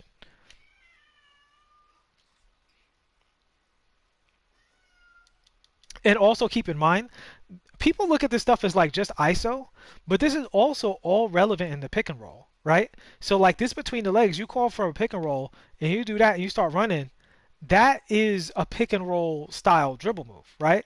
So if you get comfortable with that and you go the other way like that, people have to play on ball on the pick and roll. You know what I'm saying? Take this L. Why don't I post gameplay? I will post gameplay. I actually have already recorded some gameplay for you guys. I just haven't had the time to edit it because I work a full-time job, and I have had to stay on top of my deadlines recently. So the content that I make is literally all the time I have. Like acquiring the cards, I do spend a little bit of time evoing cards to help my MT, so that I can get certain cards. But this is literally all the time I have right now. I will have more time in a little bit, but for right now, I'm mostly doing breakdowns and tutorials and commentary. But yeah, there'll be gameplay. There'll definitely be more gameplay. And to be truthful, when I do have time for gameplay, I usually wind up playing Park and Rec with my friends. Because look, if there's 4 to 9 people trying to be like, hey, you want to play this Rec game? And it's just me going head to head against people in like TTO or something, or the ever toxic MTU, I'm definitely going to pick playing, not disappointing those 9 people and getting those gameplays on. versus what this mode has to offer. And that actually is a nice little segue into what this mode has to offer. So here's the thing with gameplay, right? Here's the thing. I would love to get on here and say it would be the best thing in the world for me to grind my team unlimited. That would be awesome if I could do that, right? But here's the issue. Okay, so here is all of your gameplay. It's these two options right here. This is all you got. Triple Threat Online is pretty cool. Look at this. I've sold the players that I had here in Triple Threat Online. Triple Threat Online is cool. That's fun. We all like Triple Threat Online. Now, the problem with Triple Threat Online, there are no events for this mode. There's no season. There's no events. There's no escalating rewards. It's just the same thing all day, every day. The one thing I would love is if the matchmaking on the card values was really strict, so I could decide I want to play these cards today. Unfortunately, the matchmaking is mad loose. So what that kind of forces you into is playing your very best cards at all times. And you know what sucks about that? Who would even be my third? I don't even know who my... Oh, it'd be Gerald Wallace. What really sucks about that is because the matchmaking is so broad, I will repeatedly be coming up against people with like starter cards and like a gold Zion Williamson. Like, I don't want to beat up on this guy. Like, that's not as fun. No, I don't always want to be in a sweaty of like, always facing Galaxy Opal, this, that, and the other. But I also don't want to be just like stomping people. So I think Triple Threat needs a quick play mode where kind of anything goes, and more of a ranked mode where the rewards are better, but you're always getting matched up against cards that are within at least 3 points of your value. So that's the problem with Triple Threat. Also, the other thing I say about Triple Threat is they need to tune the defense, man. Like, there's just too many non-collision collision animations where you're in front of somebody and they just slide off you. And I say that, somebody could be like, oh, you just need to improve your defense. No, I win most of my Triple Threat games. It's more about the way that you have to play defense to compensate for the fact that the defense is programmed poorly. In all of the other game modes, the characters don't slide off of each other like that. That does not happen in Part or Rec Center or Pro-Am. It doesn't even happen, I don't think, on Play Now Online. It certainly doesn't happen against a computer in like a regular, game. But for some reason, in my team, everything's much more slippery. Like, they dramatically turned down on-ball defense. I think that's why clamps is such a big deal. Because if you don't have clamps, you basically get no collision animations with somebody in front of you. You just run by them. And they definitely need to fix that. And so then we come to unlimited. Here's the thing. I have watched people win 20 games and lose once and get nothing. And why do they get nothing? Because those 20 games came in the form of going 10. Look at this 10-0 reward. 5,500 plus 15 tokens and a completely outdated pack. And because they're grinding for the real reward, which is 12-0 in the card, they just quit out. The moment you lose, you should be given the option to forfeit the rest of your card, your 12-0 card. Say, okay, I'm checking out here. I'm not going for 11 or, or this 12-win thing. I want to check out here. And then, obviously, what we all been arguing for, you should get all these rewards. People would play this much more if they had that. The other thing is they need to fix the matchmaking in this mode. I've seen so many people. I've literally watched. I was watching Most Ballin's stream, and he's going in with a rags to riches or road to riches squad with literally like 2 pink diamonds and everybody else is a gold. And what he's doing is like he's upgrading his lineup. It was a fun series. And he came up against a God Squad where they had 5 pink diamonds in their starting lineup. It was so lopsided, it was ridiculous. Like, it shouldn't be like. They need to retool the matchmaking, and they need to have a thing where if you start putting pink diamonds in your squad, that it dramatically affects the average of your overall. Like, diamonds and below should just be like, they are what they are. But once people start putting in pink diamonds, look, man, if somebody puts in 1 pink diamond Giannis and one Galaxy Opal Kareem Abdul-Jabbar and everybody else is a bronze, they're gonna dominate everybody else in that overall tier like severely, and the matchmaking needs to account for that. So I am going to shift this channel to a gameplay direction. Like that's in the plan. Don't you guys worry about that.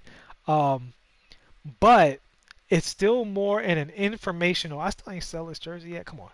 It's still more of an informational commentary side because that's what I have time for. That's the number one reason. But when I have a little bit of time to play the game, that little bit of time is mostly going still to playing with my friends because I do still play Rec and Pro-Am and Park and all that stuff. And I still very much enjoy those modes.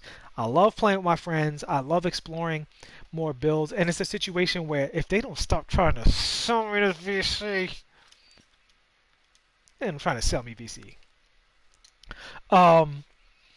It's a situation where I really enjoy that. I really enjoy playing with my friends in that. And if I'm gonna have a Sunday to play 2K, that's what I'm gonna spend my Sunday doing. When I have more time, I will definitely be focusing on gameplay because there's a lot of stuff I want to show you guys, a lot of ideas I have for gameplay videos. Definitely really want to go into that. But also keep in mind, this channel only exists because you guys have supported the hell out of me. I had no intention of being like a MyTeam content creator. I was literally just like, man, these cards are so fun and nobody's talking about what they can do. I started making videos. And you guys supported those videos so much that I was like, hey, if you keep supporting the videos, I'm going to keep making them. And here we are now, 2 months into it, over 1,000 subscribers and all that other good stuff. And we're, and now it's like I'm like a real content creator for this game mode. So it's all part of evolution as well. The evolution of this channel is going to continue. I am fully dedicated to it now. I consider it basically a part-time job. But as we move towards the spring months, my schedule is going to open up more. We're also going to be seeing some upgrades, man. We're gonna be seeing, like, you're gonna see more face cam stuff. I'm gonna get a green screen. I'm gonna get the improved microphone, improved webcam. All that stuff is gonna happen, but it has to happen all at its own pace. And I have to serve you guys the best that I can, And unfortunately, right now, the best thing is not unfortunately. I mean, I love doing this stuff, but right now, it's streams and informational videos is what I can do consistently. And above all, I want to be consistent. I want to always give you guys, 2 to 4 videos a week if the content deserves it, and and go from there. And actually, before we get out of here, I wanted to talk about these prime packs. I very, very, very briefly thought about doing a prime pack opening, but I don't think there's a good reason to. And I want to get into why. And I also wanted to gauge you guys' opinions about the prime packs. First of all, how do y'all feel about these prime packs? Usually they do this before a content release. But let's do a quick prime pack review. So here's the thing.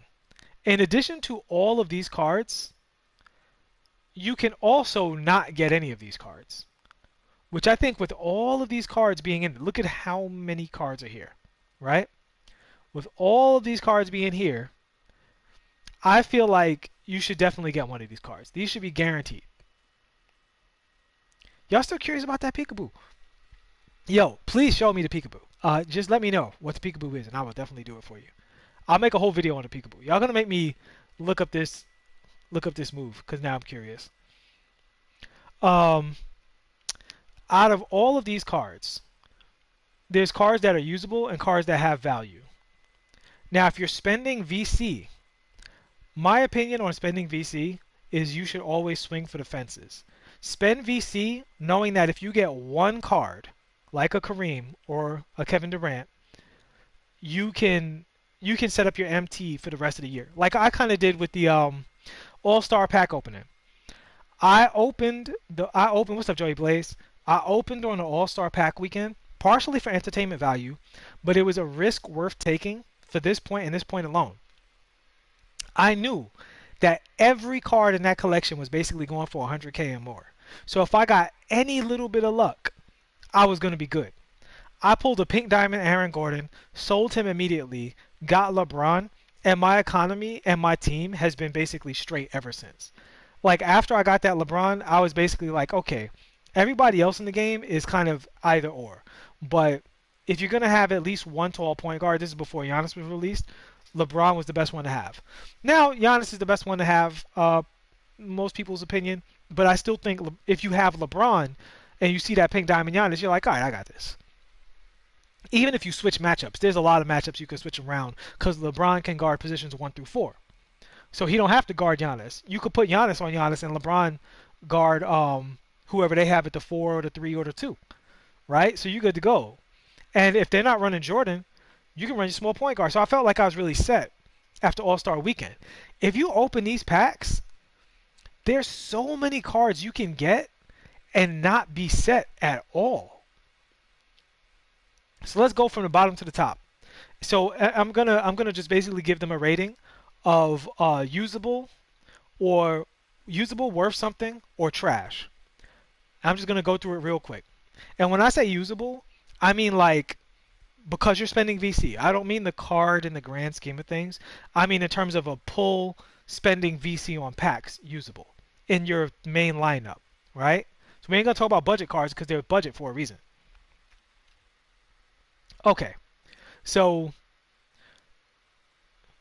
worthless, worthless, worthless, worthless, worthless, worthless, worthless. Okay, Jeff Green's good, but he's also 1,000 MT or something like that, so he's worthless. In fact, he's going to be back to the bottom dollar now because of these packs being opened. So I'm going to say he's worthless because literally he's not worth the VC you are spending on him.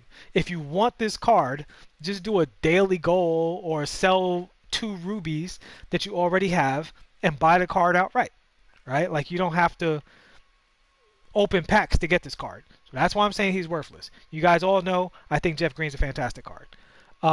Worthless. Again, John Starks, he has his place in the budget lineup. Worthless, worthless, worthless, worthless, worthless, worthless. Same thing, has his place in the budget lineup. Worthless, worthless, worthless, worthless, worthless, worthless. Okay, the first good card. Same thing. Even though Lance is a card, I think everybody should have Lance in their collection. You're not going to spend VC on Lance. He's going for 6,900 right now, and his price is going to be plummeting because these packs are open. So you don't want to pull Lance. That's not a W. Worthless, worthless, worthless. Worthless, worthless, worthless. Even though I do still think this is an okay card. He's not the best, but he's still a 6'9" shooting guard with range extender and 86 ball control and like gold or Hall of Fame clamps or something. So he's still a good card. Worthless, worthless. I'm gonna say worthless, even though again I think Karl Malone is a good card, but he's also an extraordinarily affordable card. Almost everybody who plays this game has enough MT right now to buy this card. So this is not a W if you pull him. So he's worthless. Same thing with Aldridge. What I buy him for? It's 20 something K. Worthless. Again, good card. Picked him up today. Put him in my collection. Like the card a lot. He's not worth spending VC over. So you can say the same thing for him. Same thing for him. Worthless, worthless. His price is tanking because of all of this stuff, and he's kind of outdated because of how slow he is. Worthless. This is kind of a W. This is the first W. This is like, if you pull this Kristaps, you get 2 things. You get a card you can either use, you get a card that locks in for the prime, and you get a card you could sell for probably 100 KMT. I would imagine he's still going for something like that. Maybe 80, 90. That's okay. If you open a pack and you get 80 to 90, 80 plus MT worth, that was probably worth your VC because that's 1/4 of the way towards Jordan or Kirilenko or, you know, 1/5 of the way towards KD or something. Again, worthless. There's a billion 6'3" point guards. You just buy Westbrook if you're looking to use the card. But I guess he still sells for a bit. So I guess these cards would be dubs because they still sell for enough if their value holds, if they're not flying out of packs. Again, a card I still like. Basically worthless. Worthless. We saw the price of Jimmy. So this is a 40K pull. Probably less since these packs are out. Good, great card. In my opinion, probably the second best 6'3" card in the game. I would say number one is Derrick Rose, and number two is Westbrook. Although I have heard some people say they prefer Westbrook. I think it's probably Rose, Galaxy Opal Rose, then Westbrook, then Galaxy Opal Curry maybe, and then Wall. That's probably what I would have my 6'3" lineup as in terms of tier list right now. And throw Gilbert in there somewhere, Gilbert Arenas. But that's your like top five 6'3s. Dwayne Wade, fantastic card. So this value is a semi W. Clay, that's a semi W. That's a semi W, and this is the big W. So here's the problem. Out of all of these cards, there's about five of them that are like, that's a W. And all of the rest of these cards are an L. Those chances are they're so bad. Because normally you would say, ooh, I got a diamond. These diamonds are all worthless.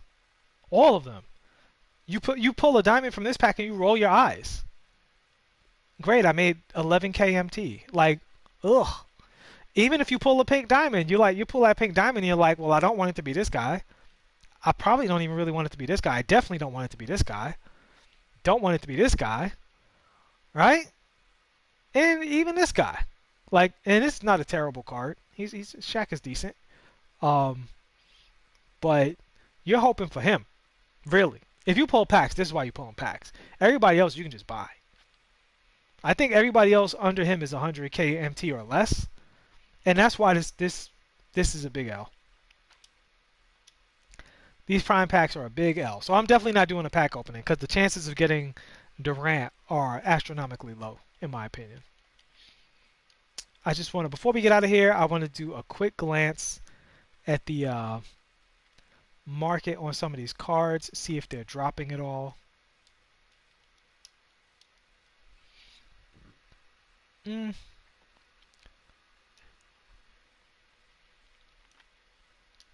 Wade still not buyout.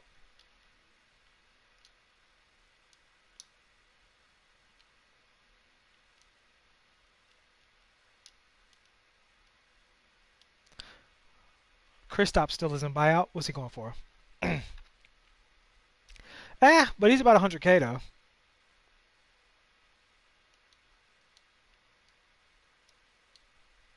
Yeah, you could probably troll the auction house and get a Kristaps for 100k. You could probably snipe a buyout. I will say, and this is the last thing I'll say on this subject. Okay, so number one, they definitely need to release more content.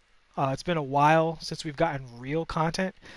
Somebody wrote once, cards are not content. I don't agree with that entirely, but the problem is that the power creep has gotten so far that we pretty much only care about the have it all, do it all cards.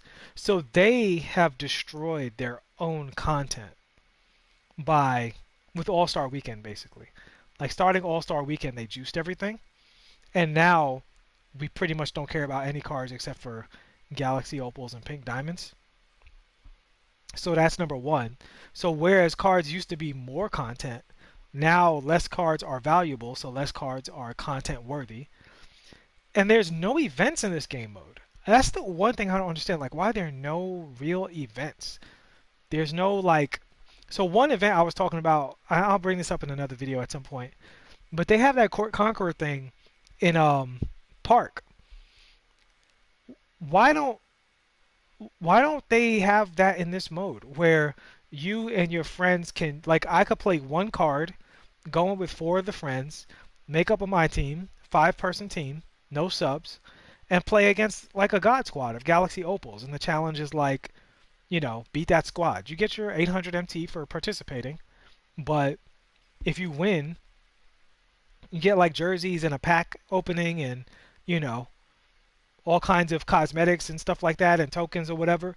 Like that would be really fun. And if they brought that around and they were like, okay, all-time Bulls, Galaxy Opal Mike, Galaxy Opal Pippen, Diamond BJ Armstrong, I'm sorry, Galaxy Opal Rose, and you went through that, That would be a fun thing. We'd be all like hopping on for the week of like defeat the Bulls and how you defeated the Bulls and what cards you used to beat the Bulls and all that stuff. What offense you ran and yada yada yada. Like they need even a triple threat version of that where it's 3v3, where it's even simpler. Like they should definitely have that. What's up, Vincent? Great to see you, man. We just about wrapping up this nice long stream where we built our team. In fact, let me get the team on screen so everybody sees what we did. So this is our 250k MT squad, including the shoe that I put on Oladipo. Technically, Oladipo shouldn't be on here because he was a pull from the Frostbite pack, so he's cheating a little bit. But yeah, not bad, not bad, not bad at all. This was really fun. Nice. Yeah, I might pick up Kareem on my other account. I don't. I'm almost at 300k MT, so I'm getting to that area where he's like starting to get affordable.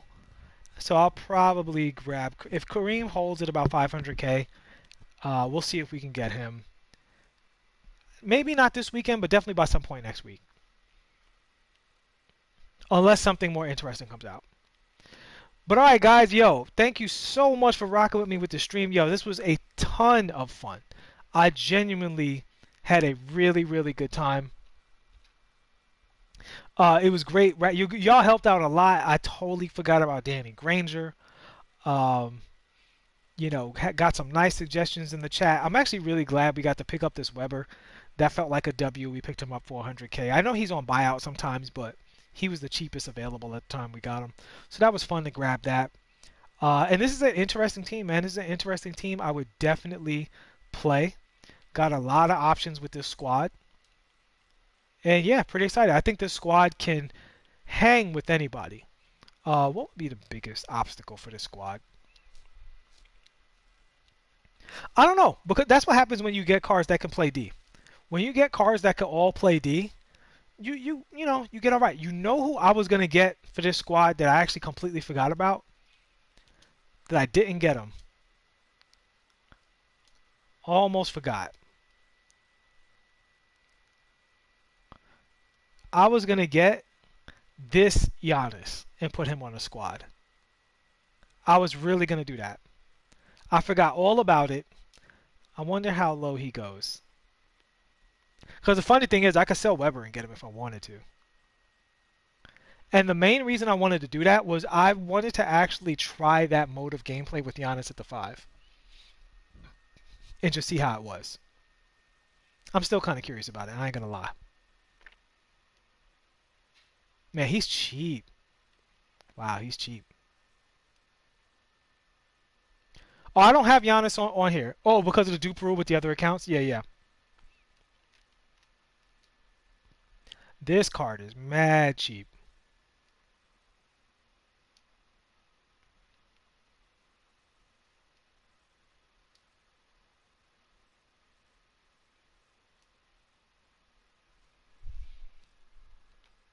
So, wow, so he goes for 58k. 56.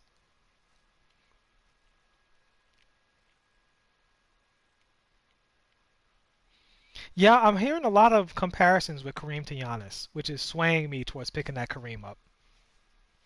Really, because his character model is insane. Like I already love the Pink Diamond Kareem, so I know I'm gonna love like this Kareem. I'm just like, do I want to throw my whole economy at it? That's the main thing for me. It's like the whole economy at Kareem though. Oof. The nice thing is I could always sell him and purchase any new cards that come out. I feel like as a content creator, because I'm not like in competitive mode right now, I'm more in content creation mode. Uh, it's more valuable for me to have all that MT, so when cards come out, I can just buy them and review them and sell them back. I like that flexibility, but it is tempting. It is tempting to just be like, because once I sell all my Evos, I'm probably gonna have enough MT to pick up Kareem. And if I play the auction house even a little bit, I'll definitely have enough to get Kareem. So I don't know. We might see Kareem on the channel soon. We get a lot of requests, and I gotta admit, I find it hard to refuse you guys. Y'all start requesting stuff a lot as a group like that. So I'm feeling like, all right, might as well get it done. But yo, I'm gonna wrap it up here. Thanks so much for watching, guys. It was an absolute pleasure rocking with you all for this long stream today. And we will be back with more probably tomorrow because we should be getting new content. All right? I'll see you again. I hope guys stay safe, stay healthy. Please like and subscribe, and peace.